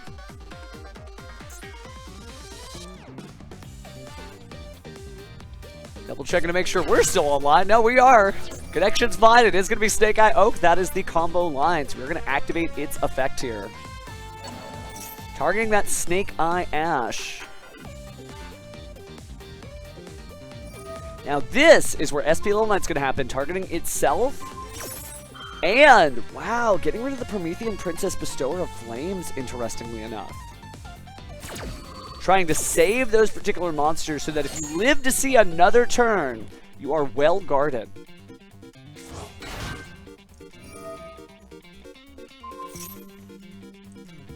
Alright, as the chants of Bow Bow and Rock Rock from the crowd continue, now we see why those monsters were bounced. Nibiru, the primal being, here to go ahead and send everything crashing down. A ruffian using a rock to send Pebble's possibly strongest soldier. Packing it up, at least for now. All those monsters gone. So here's Nibiru, the primal being, just crashing down in there. Placing that token over in front of the extra monsters. And we don't know. We haven't seen a relinquished item in a long time, but it could happen. Flamberge Dragon is going to go ahead and be summoned onto that side of the field. And a relatively weak token, right? When you consider how many monsters were on the field just a few moments ago. Trishula being very strategic, pulling their own resources off, and Jesse Cotton concedes. And I think that might be it. That might have just been enough. So, taking a look at the in-room replays here. Jesse Cotton losing 2-1 for Trishula, Mike Thomas's own. So we got some updates then. That means that there are going to be 3 members of FUWAMOCO in the top cut and 1 member of Koseki Bijou in the top cut. I know our staff is working to determine who that 3v3 will be in a moment, but that is some crazy stuff. Just was not expecting to see the game go like that. Let me make sure I'm not getting anything wrong here. Yep, Jesse over Trishula, Trishula over Jesse, and then Trishula over Jesse. Yeah, that's 2-1. Okay. So, just managed. Just some very, very exciting stuff for both duels. Now, we're not going anywhere just yet because we still have the top 4. Still have the top 4. So, I am waiting to see if we are going to go ahead and keep moving here. Alright, yep, so we got the top 4. So top 4 is going to start in 5 minutes. 5 minutes. Wow, okay. Wow, well let's just talk about it just for a little bit because this will be our last duel for the day. Holy moly, welcome to the top 4 here again of our Yu-Gi-Oh! Tournament. Which Yu-Gi-Oh! Tournament? The official Yu-Gi-Oh! Master Duel 3rd Anniversary Tournament that lets you qualify to represent either of hololive's Team FUWAMOCO or hololive's Koseki Bijou. That event is going to happen on February 26th. That's when you'll get to see the live broadcast of that. So no spoilers, by the way. We're not going to get to see it either. But in a moment here, we'll find out exactly who our 3v3 members are. We're also about to have our top 4. And again, looking pretty good on the FUWAMOCO side because there are 3 representatives there and only 1 representative of Koseki Bijou. Doesn't mean anything bad about the duels, that's just how it ended up. The prizing for this tournament has been incredible. Remember that many of the tournament winners already have been prized out, but are getting things like Yu-Gi-Oh! Master Duel sleeves. They're getting all kinds of other swag, like the Time Wizard plushie, the Rescue Rabbit plushie. But the 3v3 competitive winners, they get a giant card of their respective team's ace. either Evil Twin, Live Twin, Kiss-a-Kill, right? Actually, the Evil Twins, Kiss-a-Kill, and Lilla, the one where they're both on the same monster card, or Eldritch the Golden Lord. So congratulations to our 3v3 members, and we'll announce that in just a moment. But this is great practice, because now you are playing against people that you know are literally going to be at that 3v3 tournament. So this is a great way to like get geared up for that. So get excited, get hype in the chat, because again, we still have one more round. What a time, what a time. So, our finals are going to be Aphrodella versus Landy, and Trishula TV versus Nikki Boy. We're going to try to hop between these back and forth just so we can cover it, because we definitely got to see plenty of Trishula there. And there is a Bijou one there too, but I just want to see what it is that we missed over on this side between Fridella, who, remember, Fridella, he's been kind of the quiet person here because we haven't gotten to cover him, but he was the #1 undefeated duelist in the tournament yesterday. Aphrodella just gave no duels up, did not lose a single game. Clocking in at 9-0 in a tournament that's 1 out of 1. Some good stuff for sure. So yeah, just some really, really cool stuff there. I've seen a lot of cheers for Trish Gaming. That's your horse? Yes, that's my horse. Well then, hopefully you guys are having a good time. Again, I'm Pheromone. We stream pretty often. We can, a lot of event streaming. We will have a regional championship I'm covering that I'll tweet out. That's going to be next week on a different channel, so don't be looking for me here. That's going to be Saturday next week. And also probably be on Wednesday for some tabletop gaming. So hopefully you had a blast, and this is just kind of the weird, wacky energy that we bring to whatever Yu-Gi-Oh! It is. Whether it's competitive Yu-Gi-Oh! Or we're just horsing around on Duel Links, Master Duel, or with paper official TCG cards. But we are gearing up here. We should be starting in just a couple of minutes here. Just taking a look at the announcement again. Yeah, it's going to be in 2 minutes. 2 minutes. 2 minutes. Wow. Just... what a weekend this has been. 750 competitors started this tournament. And now we're down to 4. But still, there's that 3v3 that's coming up. Ah, I can't wait to see that. Because the winner of the 3v3, beyond all the giant cards and all the other prizes they're going to get, the winner also gets a Steam Deck for like each of the members of their team. And that's a great place to play Yu-Gi-Oh! Duel Links, Yu-Gi-Oh! Master Duel. Maybe you're playing the Yu-Gi-Oh! Early Days collection, which I think comes out like 2 days after or around the same time as the February 26th event. So that's cool. I'm definitely going to be streaming the Early Days on this stream. As you can tell, I might love me some Yu-Gi-Oh! Just a little bit. And yeah, we'll have a good time, because I was playing those games like on a Game Boy Color and be like, wow, this is the highest and most powerful duel simulator ever invented 20 years ago. And now we're here, right? As we're on Master Duel. This is just insane. So, got 1 more minute left before we get started. Very cool, by the way. I did see that. A lot of people were saying, you know, hey, this is my first Master Duel tournament. Now you've done it. So you don't got to promise me nothing, but do know that there's a little voice in the back of your mind, a little Yami Yugi that's telling you, you know, you could enter another tournament. Now you've got tournament experience. So just keep that in mind. I hope you guys had a good time. They do other free tournaments like this, like the Challenger Cups. I know that they're probably doing, I think Europe's doing their Challenger Cups right now. I'm hoping we get more Challenger Cups for us too. Would love to host one. Let that fall on deaf ears for a second. Jokes aside, though, it's just cool that, like, nowadays, it's just one-touch entry, and we have our wonderful tournament staff. Drewy and everybody, if you can hear me, again, merci beaucoup, mes amis, merci beaucoup. All right, we're gearing up. We are going to see Fridella again, the undefeated player versus Landy. And then we'll pop in to see Trishula if we can for Nikki Boy, who has just been having a great tournament run, I believe, from the bottom of the bracket. Yeah, Nikki Boy came all the way from the bottom of the bracket with the person who was like 32nd place. And Aphrodella came all the way from the top of the bracket as first place. So just good stuff, good stuff. And Jesse, we know. We'll see you soon. We'll see you soon, Jesse. Okay, y'all ready to start? Do you know what time it is? Because I forgot my watch, so since I don't know what time it is, I guess I'll just wait for Fridella and Landy to start here. Because we've already seen this great duel. We want to see what these duelists have up their sleeve. They haven't started yet, though.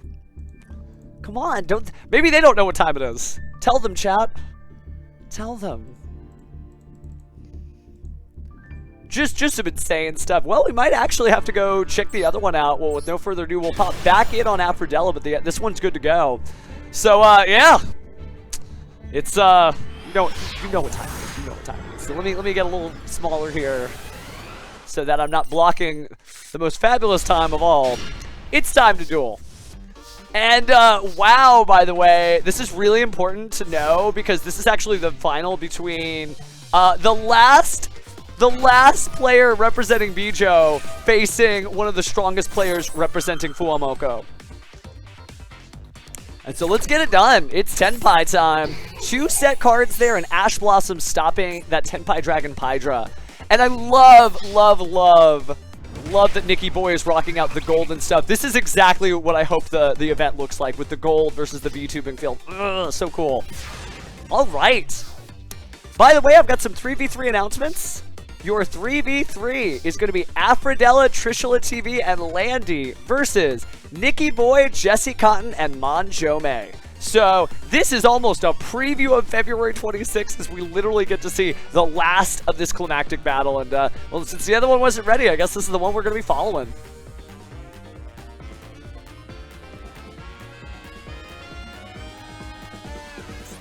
Okay, so we're back to live play. Was able to just kind of make it here to the next turn, fend off the opponents and whatnot. But just set and pass. We saw this before, where Trishula had a very slow start in a prior duel, but just making it. I'm gonna go and update our notifications because it's top 4 time. Just what a day for Yu-Gi-Oh! What a day. Oh, we still have the finals, by the way, too. So this is just the top 4, so don't go anywhere after this. There's going to be one more round. Oh, my goodness. Okay, I got a little too excited there. Forgot what we were doing. But that just means more Yu-Gi-Oh! And so we do see Hida, the Fire Charmer, ablaze there. And that is very helpful. We did see that Ash Blossom and Joyous Spring slammed down. So now we can take that, but Max C showing itself. And Ash Blossom showing itself. So no, both players just doing a great job of trying to hold on to the last part and then called by the grave. Oh, man. You know, people say, I love seeing these interactions in Yu-Gi-Oh! But I used to go turn for turn. This is that.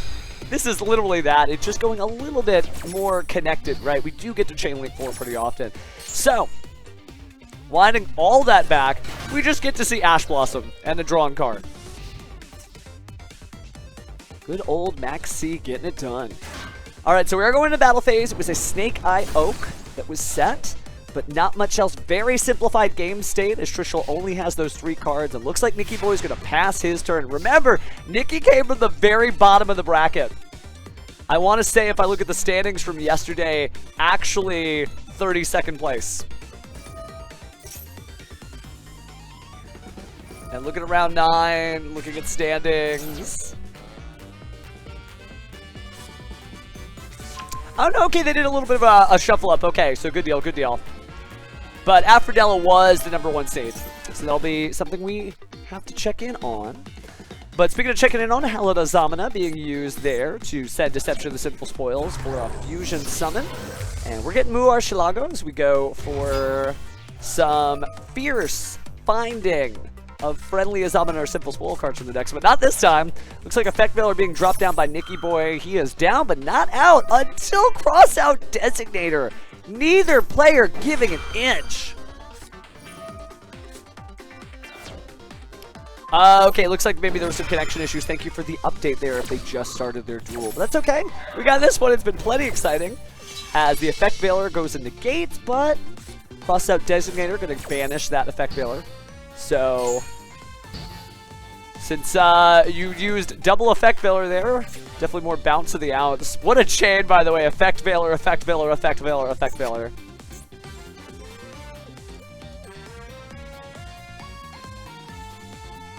I love that the field just looks right. You don't have to ask me, who's representing Eldritch the Golden Lord or Koseki Bijou? Who's representing Team FUWAMOCO and their wonderful alternating pink and blue VTuber outfits? I wonder, right? Ah, just live for this kind of stuff. But now it's all on Trishula. Let's see the experience of such a seasoned duelist at work here. And they've got one negated monster, but it's still big. So for 2,000 attack, they're going to take out the Ash Blossom and Joyous Spring. Seems like there may be something Nikki could respond with. We saw Mirror Force yesterday, but it doesn't look like any Mirror Forces here.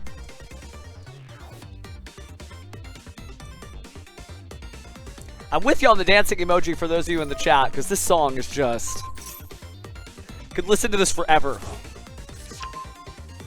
But staying focused, Halidazza being added back from the graveyard back to the hand. Same deal with the Deception of Sinful Spoils, since it was used up as a cost. Gonna go and slap that back down. Obviously powerful whenever those cards are set from the spell and traps under the grave. You just be like, oh yeah, here they go again. But speaking of here we go again, Heat of the Fire Charmer Ablaze, able to take that Ash Blossom and Joyous Spring back. So looks like no negation here. You are going to have that. At least it's in attack mode. So I think it's going to be Link Summon time. No gnome materials here. So this is going to be Promethean Princess, Bestower of Flames. Great to see the fire still doing work. Had a lot of different fire decks used this weekend, including Infernoble Knights, Tenpai, Snake Eye, Fire King. Actually, yeah, this was definitely the fire attribute tournament. Speaking of fire attributes, Promethean Princess, Luxie and a Fire Waltz on the field, but it also lets you special summon. So picking somebody out of the graveyard, we're getting Tenpai Dragon Pydra back. Pydra's going to go ahead and add. Ooh, but before I can Effect Veiler again, just saying, I can't deal with that. I need you to use the effect and then have your effects negated. But is there a Sangan Kaiman at the ready? Certainly threatening Triple Tactics talent with those wonderful Triple Tactics talent sleeves. But it looks like just 17 and 27, big numbers, leaving Trishul at 1,900 attack, or excuse me, life points, down to Nikki Boy's cool 8,000. Trishul draws for turn, 2 cards in hand, 1 in the grave. Gonna go and flip over the Deception of Sinful Spoils there. Oh, and immediately getting to use the Hallowed Azamana, or excuse me, Azamana. Alright, so Azamana Mu Archelago gonna come back here, try to search. Maybe no effect filler this time. Maybe it goes through. Trishula channeling Let It Resolve Bestie as Nikki Boy considers their options. They've got 2 cards in hand, 1 on the field. So hopefully one of those cards slows it down. I mean, everybody's an incredible duelist here. 2 different cool teams. I can't cheer for either one of them. I'm just cheering for the cool duels.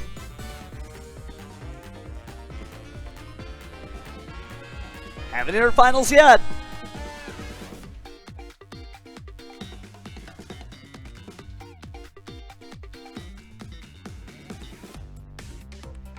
But yeah, the 3v3 is locked in. Alright, but we are going to flip up a Forbidden Droplet. We have seen Droplets incidentally. It's still a great card. It has that same vibe that you do with your Hallowed Azamana, using it with the Wanted Seeker Sinful Spoils. Play cards, activate other cards that need cost, and scoop them up, basically getting like a 2-for-1 finish. But here we're actually going to send the Promethean Princess to the graveyard in order to negate the effect of the Archelago, keeping the Tenpai monster. And making the attack go back up, also being able to use the Promethean Princess. Entered the battle phase, cleared out the Mu Archelago, using its effect to go ahead and add a Sinful Spoils spell from the deck to the hand.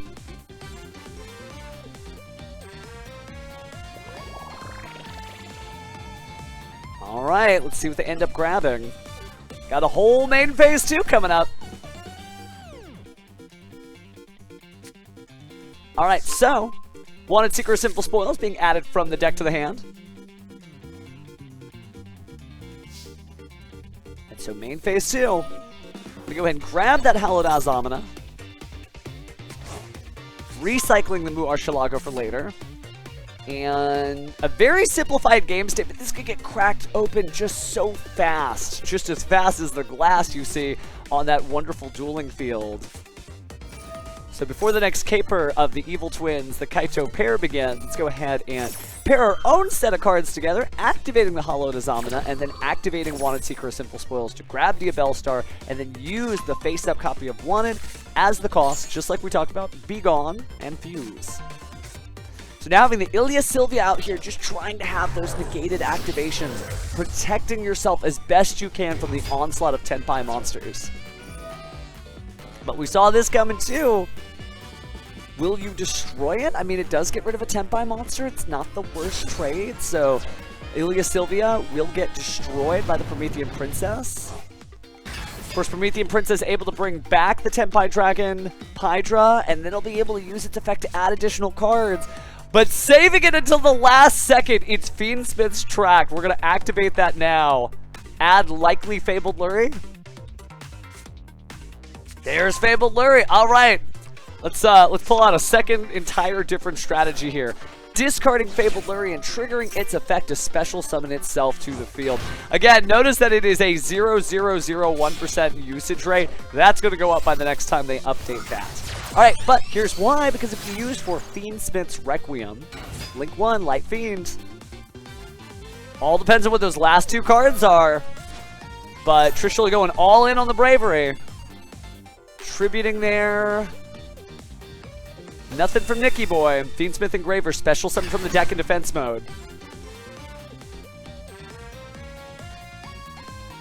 Still kind of have to think about the fact that you've got to deal with the Promethean Princess. So, Fiendsmith's Requiem is going to be attached onto the Fiendsmith Engraver. Maybe just kind of throw the Fiendsmith Requiem. Looks like that's what we're doing. Oh, but it's actually for Dia Bellstar the Black Witch, using that for just additional resources. So let's start another strategy up, shall we? It's going to set the original Sinful Spoils. So Sinful Spoils, I imagine would probably take out the Dia Bellstar. Kind of want to keep up your Fiendsmith monsters. Doesn't have to be done now. Could Link summon for a Fiendsmith sequence. There's a lot of different ways you could go. Let's see. Alright, looks like it is going to be a Link summon. And if it's two downward arrows, yep, that's going to be Fiendsmith sequence. So electing to just push the envelope a little bit more. Maybe not worried about Nibiru, probably would have seen it by now. But returning the Fiendsmith, Requiem, and the Fabled Lurie back to the deck, both can be used later for Fiendsmith's Lacrima. Lacrima can go ahead and target that Light Fiend and either add it to your hand or special summon it. Here's Fiendsmith Engraver. Fiendsmith Engraver plus Lacrima equals a lot of different cards, but instead it's Link 3 time, or Link 4. Perhaps a big ol' Appaloosa Bow of the Goddess. And that is it. So we're going to have a 2400 attack, 3 negation effect there. Using Fiendsmith Engraver then to recycle the Lacrima, instead of the other way around, actually, to pop that back onto the field. Big old defense monster, not too bad. Also going to use that to equip there. And then use that for the original Sinful Spoils that's been set since the Dia Bellstar, just cycling through the Fiendsmith sequence, not for its effect, not for its protection, but just as a face-up card to bring out a level 1 fire monster. No interaction there, kind of flashed a little bit from Nicky Boy. But here we have Snake Eye Ash. At some point, it's going to get difficult. And you got to remember, got that Appaloosa Bow of the Goddess on Trishula's side. So there's not really a whole lot that can be done from Nicky Boy unless he's got an infinite impermanence. Or maybe 2 copies of 2 cards. Right? It could be a Nibiru and an Effect Veiler working in concert with one another. But no such luck now, as we see Snake Eyes Poplar use its effect to be special summoned and grab the Divine Temple of the Snake Eye. Alright, so Divine Temple. Setting that Dia Bellstar to the field. And then we'll go ahead and see Ash grab Snake Eyes Dia Bellstar. And on the way down, bring in Snake Eyes Flamberge Dragon. Flamberge Dragon, able to push back. This is a great time to maybe push back Promethean Princess, so it can't be used later, but isn't in the graveyard. But instead, actually, we're grabbing the Ilya Sylvia to have the negation effect later. So we'll see a Link 1 here, just for a simple little Link Karibo. And then Poplar's effect is going to activate, placing another monster in the spell and trap. So we haven't seen a Snake Eyes Doom Dragon. I can't imagine this would be the time to see it. But it's out there. It's always an option.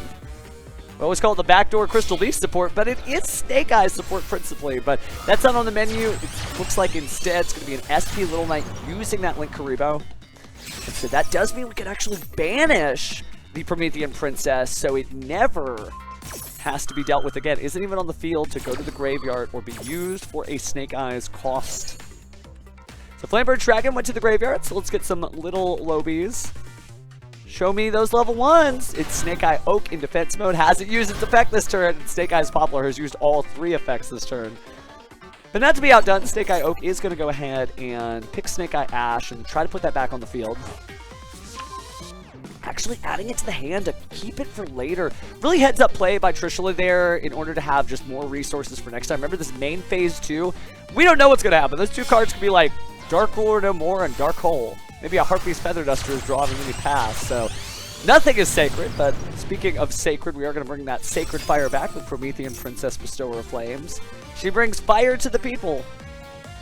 So she will bring back Snake Eyes Flamebird Dragon in defense mode. It's got those beautiful Blue Eyes stats. Certainly Blue Eyes on people's minds right now. We're all in Master Duel, but they're out there playing Seto Kaiba specials. Snake Eyes Diabellstar moving forward, special summoning itself by taking a fire monster, putting it in the spell trap zone as continuous spell. Using Ash Blossom though, deciding maybe I don't want to put too much more there. We'll see a Link summon again here. It's just going to be the Heat of the Fire Charmer Ablaze. We've seen this as a Link way to bring out spellcasters. And then you can use those spellcasters for another Link summon for Selene, Queen of the Magistus Magicians. Looks like we're actually going to end here though. So if the Hida is destroyed, you do get to recycle some cards. So maybe that's what the plan is. But 3 negation effects there. Has the Ilia Sylvia, so a possible 4th one. And that's enough for Nicky Boy to scoop it up. Wanted to see that next card. But Bow Bow indeed as Trishula gets 1 up on the board there. So good stuff. Taking a look at our in-room replays. Looks like Landy beat Fridella, and Fridella beat Landy, so they're on to their last game. Interesting. Well, we'll see. Whoever's ready first will be happy to showcase whether we dip into the ongoing set of one player or the other. Just good stuff, good stuff. So yeah, this has been quite the term. Remember, we still got the finals. I got so excited there. I'm like, oh yeah. Oh, whoops, there are other duels. But looks like Fridella's having a seat down there. Trishula is as well.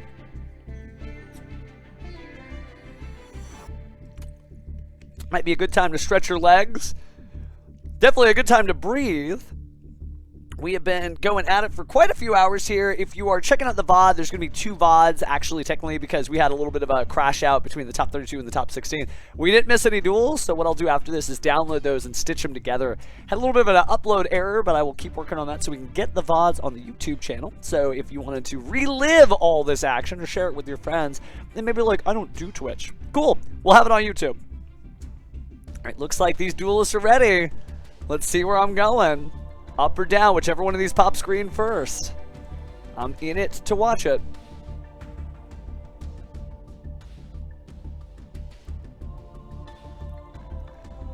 Oh, looks like we are going to take a little deviation here. Just to see what's going on the other side. We've seen a lot of great Trishula gameplay, but it's time to show off our undefeated duelist from round 9 in Swiss, right? And see what's going on this one. Landy electing to go second. All right. So that means Landy going the first game in.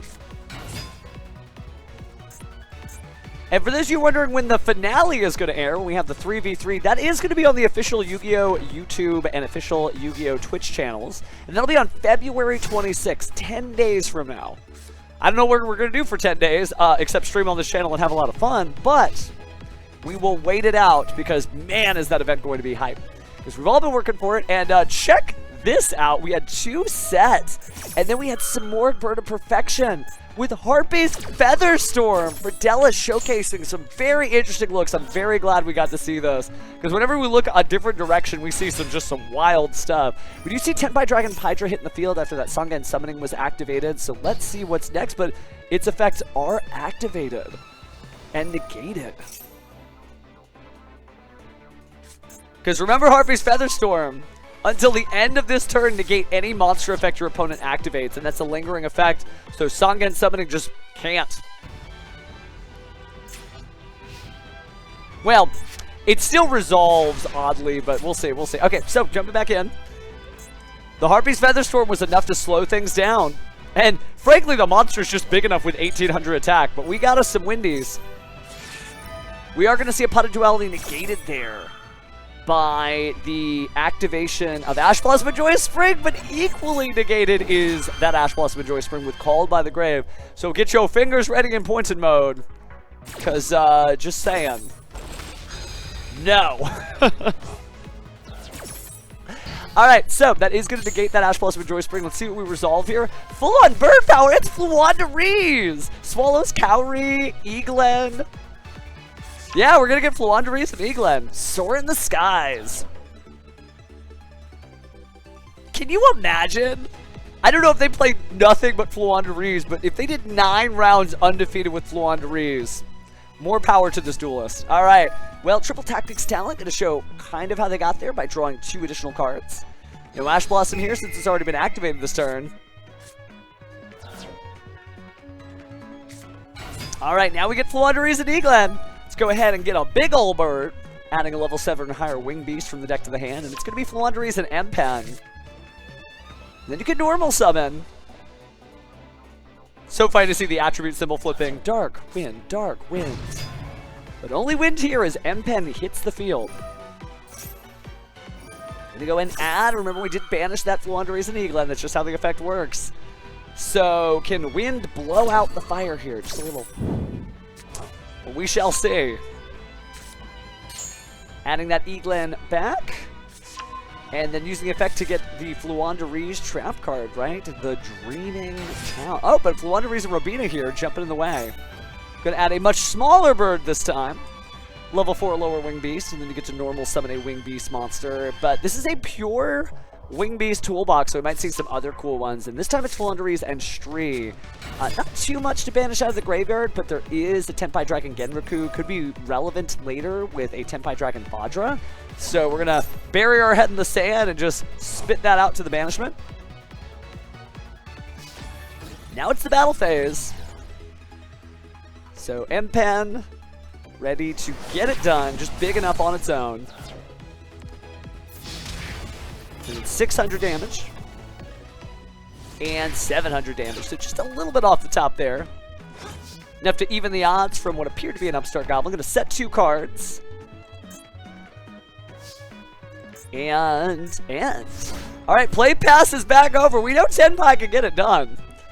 But it is wild to just be like, oh, Harpy's Featherstorm! So that's how they managed to secure so many victories, especially against the Tenpai deck, because that creates a lingering condition that just like, no, it's not going to happen. So let's see what goes on next. I mean, Landy is really going to have to be prepared. If this makes it to the finals, holy moly. Don't have anybody declare in the finals yet, but Landy concedes. So really glad we got to caught some of that action, but let's go ahead and jump back over to Trishula versus Nikki Boy. This is gonna be their game 2. We are starting from the beginning of this. They'll try to speed cast our way in there, and I know I talk fast. Don't worry, we'll have this on the VOD. You can watch me in slow motion later. All right. So Nikki Boy, technically one of the last Koseki Bijou players. The last Bijou player active in the tournament, although they'll still be the 3v3. But they do have their Moai headcanon there as they start thinking big old thoughts, activating their Fiendsmith track, getting rid of Fabled Lurie, discarding Fabled Lurie, and special something out. Let's kick it up into high gear here as we catch up to live gameplay.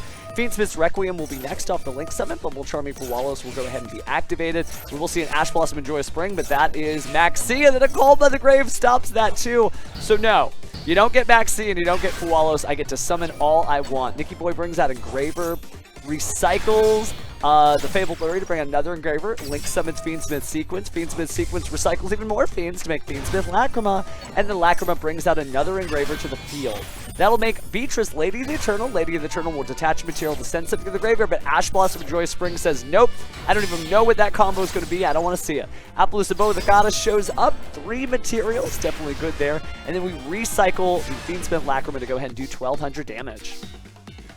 Still playing catch-up here. Looks like Trishula starts the turn by reducing Appaloosa to 0, starting off with Dora Dora, and that's the concession right there. Wow, okay, just was able to Tenpai Turbo. Very interesting there. So Trishula does win 2-0 over Nikki Boy. Fridella did win over Landy there. So now we know what's going on. My goodness. Wow, they're like pulling the weird stuff out towards the end here. So as we take a look at the bracket here, it's going to be Aphrodella versus Trishula TV, the undefeated duelist running the weirdest stuff versus a known world championship competitor. Wow, okay, okay, okay, wow, okay. Yeah, we are just getting ready to start here.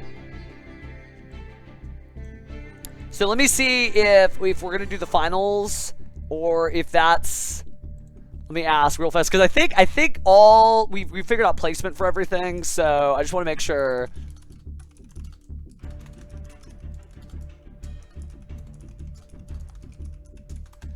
Just making sure. Because I want to know. I want to know if I got to wait 10 days for this. I'm going to be on pins and needles every day. We're doing the finals!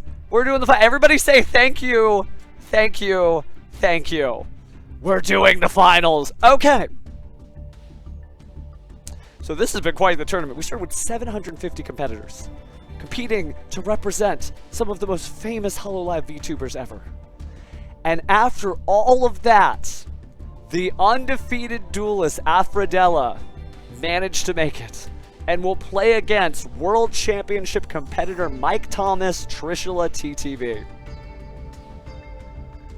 I don't care what happens. This is what you live for. You live to see good duels. I live to see good duels. I mean, you see me. I just eat like sugar, and I could just do this the entire time. This is really, really cool. They are getting ready now. I am so excited to see. It's just FUWAMOCO versus FUWAMOCO, though. So no Bijou fans made it to the finals. So Bijou fans, just lend your power to those members of the 3v3 who are going to be playing in that 3v3. On the 26th of February. That's when that's going to air, because they're going to need your power. And start now. Don't wait. Just get those hand emojis together and just think big rock thoughts, because none of them made it to the finals. This is wild. Just incredible stuff. Again, I'm Pheromone. I'm not Fuwawa, right? I'm not Mokoko. Sorry, friends. I wish. But me being me, I have been having a great time. I hope you have been too, because we still have that last game left. It's insane. After that, we are going to be closing up shop, so give all your energy to these two duelists, because again, this really is going to be it. And then if you're wondering, well, where's the rest of it go? Tune in February 26th and watch the official channels, because they'll be making announcements and stuff. Also, if you're not already following hololive's FUWAMOCO and Koseki Bijou, they're doing their training arc right now. And you've got to be in the chat telling them, no, don't activate that card. Yes, activate that card. Make this, make that, because you're the one coaching them. But speaking of duelists that don't need coaches, we're going to jump back in, because we are about to have this finals. This is insane. This is just wild. How did we get here? I do not know. But I'm waiting for the official start. Checking it on the chat. Yep, bow, bow, bow. I'm glad there's people of the Union assembling. Good stuff. Oh, yeah, no, and they definitely did. No shade on any of them. They are like really learning, really listening. So make sure to encourage both of those. The training arc continues. And then, yeah, Orokoroni is going to be casting that final. That's exciting, too, to have like other communities that are obsessed with Yu-Gi-Oh! Just as much as we do. Kind of like, you know, get interwoven with us, right? Because we're always doing this stuff. But there were people from the chat I saw who were learning Master Duel. But let's learn from the greatest Master Duelists of this tournament. Your finals, Fridella versus Trishula. Let the games begin. Trishula wins the coin toss. And here we go. The Fiendsmith's tracked. Getting it started. Discarding Fabled Lurie to special summon Lurie, but now we see Max C. And from some of the earlier duelists, they were like, I don't even care. Here's 20 cards. Well, there's one at least for now. But Droll and Lockbird, literally, here's no cards. It's going to make the combo a little bit difficult to play against, or play as. But we are going to see the Fabled Lurie get turned into the Fiendsmith Requiem. Link 1 must go. Link 1 must slam down on the field, only to go to the graveyard. And you'll see that Maxi icon pop up a lot, but the reason why there's no draw is also because that Droll and Lockbird icon. All right, crank up the music here.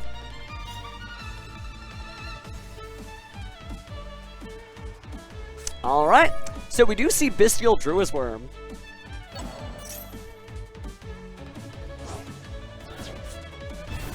And fast you can say Kronichiwa. Bestial Druid's Worm is going to be slamming down the field. We got 2 level 6 monsters on the field. Trishula has a lot of different options here. And what we haven't seen is we haven't seen any of those like cool locks with Beatrice Lady of the Eternal. They are a little slow, right? They do take 2 turns, but so far so good.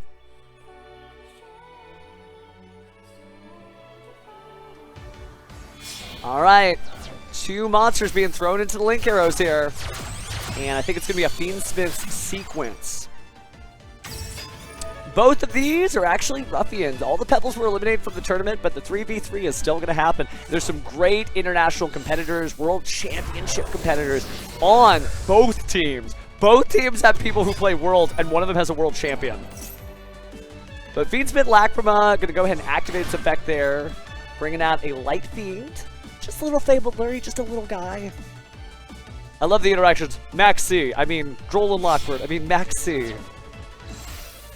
Fabled Lurie is going to be used for another Link 1, but this time it's Link Karibo. And then we'll see one more Link summon. I feel like this is going to be a 3-material. Appaloosa Bow of the Goddess has been very popular throughout the tournament to like not stop at 2, specifically set it up for 3. Fiendsmith Lacrima is going to reset the Fiendsmith sequence there, deal 1200 damage. Set a card, and that's it. Appaloosa Bow of the Goddess, a face-down card, a card in the hand, and maybe a prayer. Fridella draws for turn.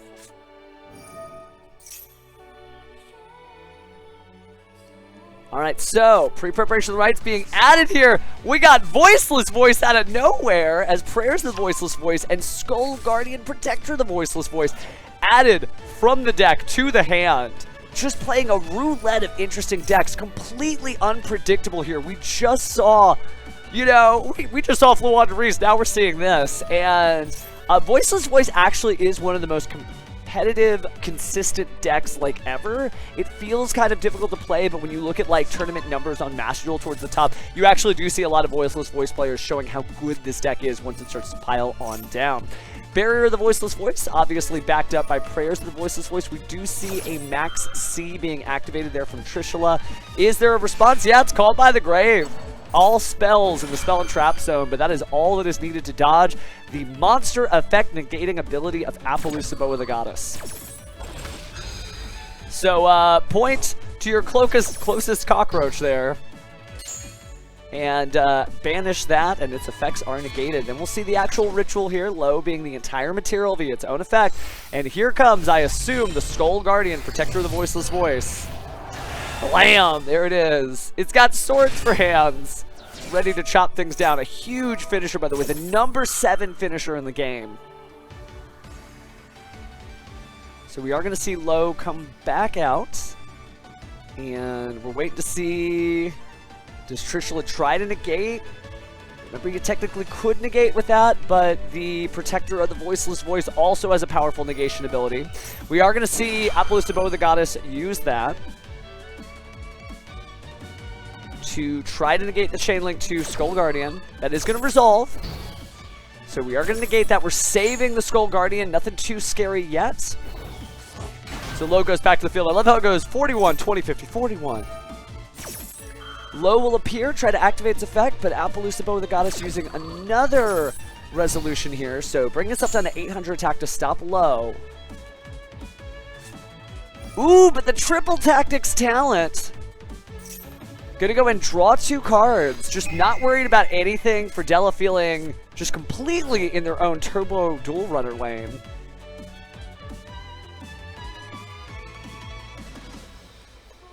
It's true that people have just been kind of playing through Maxima, Charmy, Fuwalos, and it hasn't had that much impact on the duel. Duelists are just going for it. No fear. We do have Saravis, Dragon Sage of the Voiceless Voice showing up on the field, attacking the Appaloosa Bow of the Goddess. There's a clean 1800 off the top. 4100, we still haven't used the negation ability there, so we don't even know what that face down is. Ray just swooping by in her Sky Striker Ace Kakari costume. Moving on to main phase 2. 3 cards in hand, set 1 down. That could be a Radiance of the Voiceless Voice. Interesting that it went in that spell trap zone. Perhaps it's an Infinite Impermanence. Trying to line that up. Maybe it's an Infinite Impermanence on the next side. It's main phase 1. Oh, and that is the surrender there from Trishula. Unable to conquer just a well-established board of Voiceless Voice cards and just some good gameplay. So, Aphrodella is up by 1.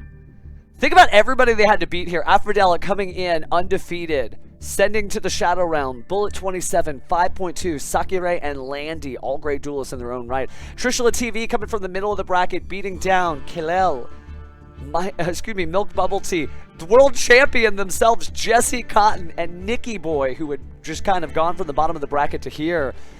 What an incredible tournament run. And you can see that from the bracket. I'll go ahead and post that in the chat now. Like, just wild stuff here. But that was just game 1. And it is a 45-minute round, best 2 out of 3. So we'll see what we get next here. But I can't believe Voiceless Voice, and Aphrodella's been playing so many cool decks. There's a version of this where I don't know what shows up next. Maybe it's just like a wind-up OTK. Maybe it's Speedroids. Maybe it's Amazement, Magic Key, Gold Pride Punk. No, those are my favorite decks, not theirs. But shows you that you can really show up and play whatever it is you want. And with luck, skill, right? That's what Jane Yuki always says. Luck's a part of skill. Believe in the heart of the cards. Whatever mantra it is that gets you locked in. If you put in the time, yeah, you will make it to this far in the tournament. And have like some weird selections that nobody else is running but you. So just good stuff. Big shout out to everybody who competed today and yesterday. This tournament's been a blast. I know there's a lot on the line. So let's go ahead and go into game 2 now. Game 2 of our finals. Finals. I don't want to go. But we gotta. Updated our chat title because it is the finals. Hey! I mean, Trishula could bring this back to a game 3. Let's see what happens here as we start with Snake Eye Ash slamming down the field and grabbing Poplar. Poplar's going to go ahead and activate its effect to special summon itself to the field, and we are live now, all caught up for the 2 moves that happened while we were watching. But Snake Eye's Poplar is going to go ahead and grab the Divine Temple to Snake Eye. Activate that Divine Temple. I mean, this is where you just got to play locked in. And here's the real question. What is Fridella playing, right? Snake Eye Ash is going to go ahead and send the Snake Eyes Diabellstar to the graveyard to special summon somebody else. Could be Snake Eye Oak. I would imagine, yeah, just kind of extend the combo, get a little bit more resources and not whittle down. Whittle up? Sure, that's a word somewhere. But we'll see Snake Eye Ash up here back on the field at 18, 19, and 2,000 attack here. We're going to link summon to get rid of the Poplar for a Link Karibo.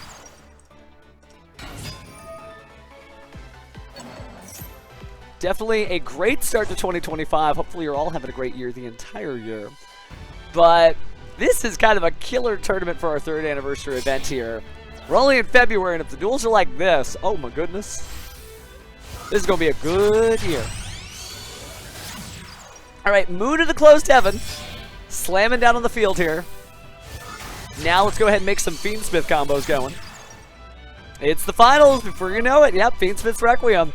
2 Ruffians colliding. All the Pebbles have been eliminated. The 3v3 will still happen, and it's featuring World Championship competitors on both sides. That is not until February 26th, so, well, enjoy and savor this duel as we can. Speaking of which, Fiendsmith Requiem is going to get equipped via its own effect to Fiendsmith Engraver, and then we'll actually see the Snake Eye Oak use the Fiendsmith Requiem as a face-up card for the special summon here with its own effect, Snake Eyes Flamberge Dragon.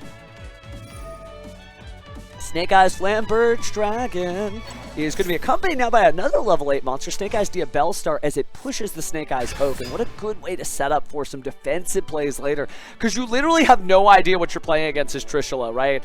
Maybe you got to see some of the in-game replays and saw, he is playing Harpy's Featherstorm. He is playing Voiceless Voice. You don't know what to do, so you just have to establish the best board possible. And we're doing exactly that with Fiendsmith's Sequence here, about to activate its effect to cause a fusion summon from the graveyard using those materials. Do we do the Desiree? Nope, just going to be 2 here for Fiendsmith's Lacrima, combining Moon of the Closed Heaven and Fiendsmith's Requiem. So Lacrima here to blast out some Light Fiends of their own. So hanging on for dear life, because technically they are on their back foot, right? If Trishula loses this duel, that's the end of our tournament and our stream. So if you want us to stream longer, cheer for Trishula as hard as you can. But recycling that Fiendsmith track that was just added from the Fiendsmith Engraver. Let's see if we end up playing it. Yep, we do go ahead and play it. Nice glossy finish there. Grabbing the Fabled Lurie and just saying, I'm going to just accidentally drop the Fabled Lurie. I'd love to see one day Fabled Lurie not be discarded, but maybe that'd be a different day for a different deck. All right, Fabled Lurie. Going to go and special summon itself to the field. No shade, by the way, on Fiendsmith. I'm playing Fiendsmith Magic Key, so I love this deck. Fabled Lurie is there in defense mode. And now what shall happen?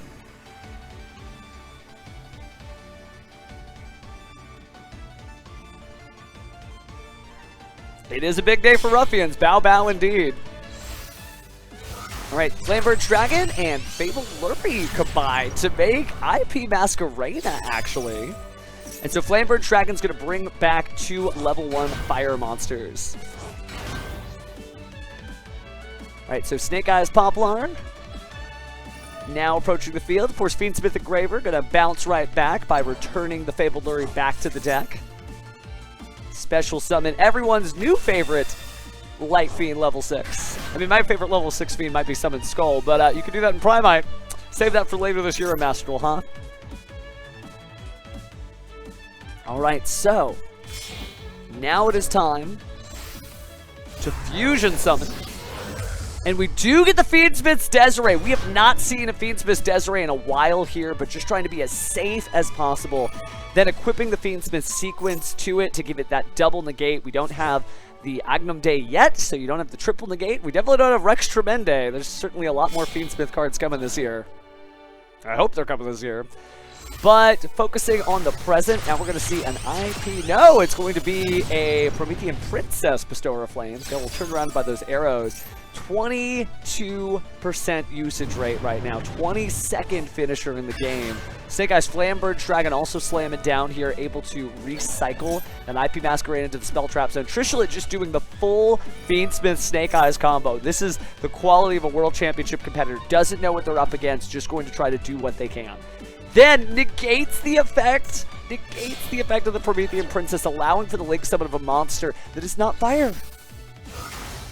And so we'll see a 2-material Appaloosa Boa the Goddess.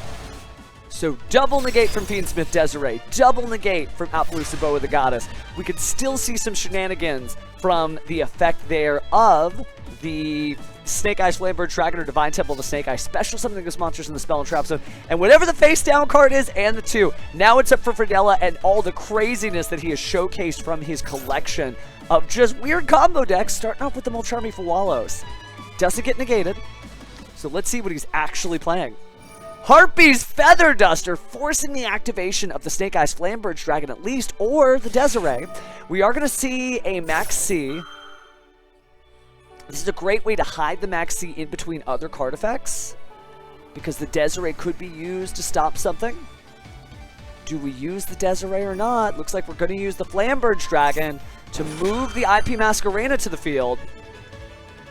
But we're not going to do anything further here.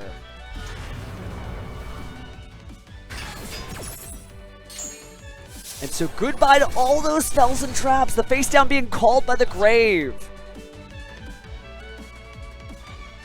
Still a very close game, but Fiendsmith's Desiree no longer getting that negation ability. Okay, Fridella. We still don't know much about what you're playing. We've only seen a Fuwalos and a Feather Duster. All eyes are on you. Was it birds? Maybe Voiceless Voice again? Maybe something new. Triple Tactics Thrust. Looks like it resolves. Maybe now we'll get to know what's going on. And the card added from the deck to the hand is... Triple Tactics Talent, keeping us totally in suspense. Alright, Fridella is going to go ahead and activate the effect here. Drawing 2 cards. So, consistent with the combo deck strategy, you're trying to push a little bit more forward. What have they got? 5 cards in hand, glistening in gold with the Sky Striker set of accessories there from this glorious 3rd anniversary. Happy 3rd anniversary, everyone. Especially Yu-Gi-Oh! Master Duel right now. So 5 cards. I mean, it could be Ojama, it could be anything at this point, because we haven't seen a single in-archetype card. Now we're still not seeing an Ultimate Slayer. Appaloosa Bow of the Goddess basically turning on itself. That's the last real critical key monster here. Can't use any monster effects. Sent Striker Dragon to the graveyard. Is this the Tenpai special? Appaloosa still on the field, though.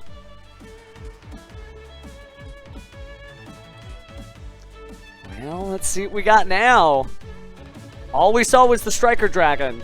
But that convinces me that this may be Tenpai. But maybe it's Sky Striker? Sky Striker Mecha Widow Anchor. Targeting a card. And then Sky Striker Mecha Shark Cannon. No way! No way! No way! We're doing this. Then using Forbidden Droplet to clear the rest of the field. Now, Sky Striker is not necessarily known for being able to finish the duel in one turn, whittling away the opponent's resources instead. But, we sure are negating a lot here. Desiree not getting that equip ability later. Having the attack, negating the effects. And then special summoning Promethean Princess, Bestower of Flames to your own field, locking you into fire monsters. Interesting. Except the effect, yeah, it's not negated. But it's Tenpai Dragon Hydra! You want that! A Sky Striker deck pivoting back into Tenpai? Now we see the Sangen Kaimen.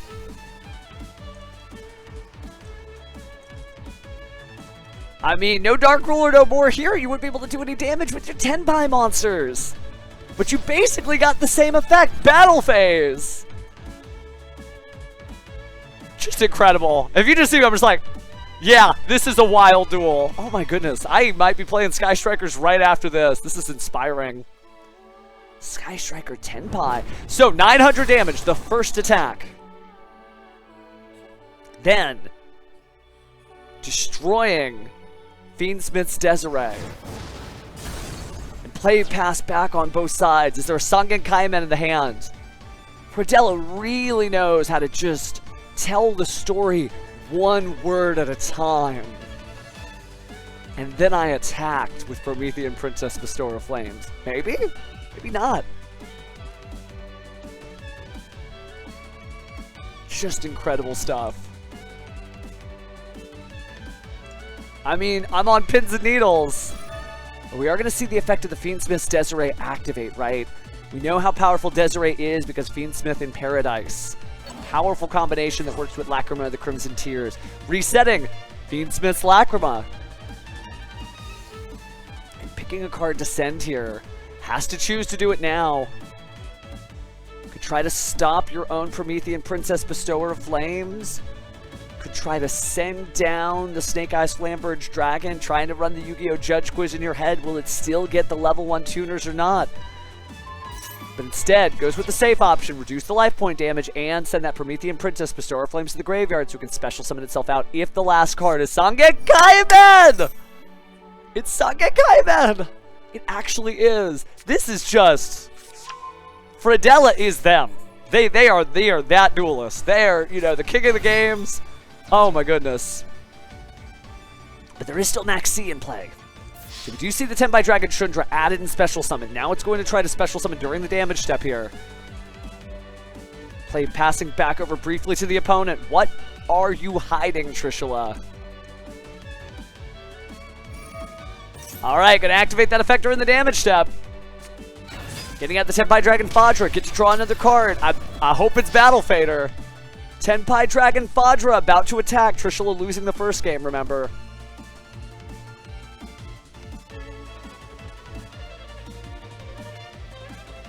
Fadra going in for the attack. Brings you down to 4,000 life points. We're starting to look like the anime here, but nothing anime about this as Tenpai Dragon Shundra activates its effect. But Bestial Druid's Worm targets the one dark in the graveyard, the Striker Dragon. Going to banish it to put this powerful monster in defense and still maybe have a way to stay in the duel.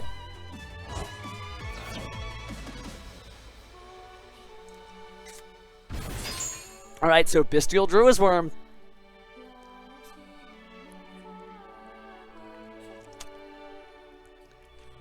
Druid's Worm in attack mode there. Maybe the 2,000 defense would have been able to hold things off a little bit more than the 2,500 attack. It's bigger, but it is at risk of taking a little bit of damage here. But it does force some certain outs to get a draw for turn there. All right, Tenpai Dragon Fadra back in action here. Gonna go and use its effect to Special Summon.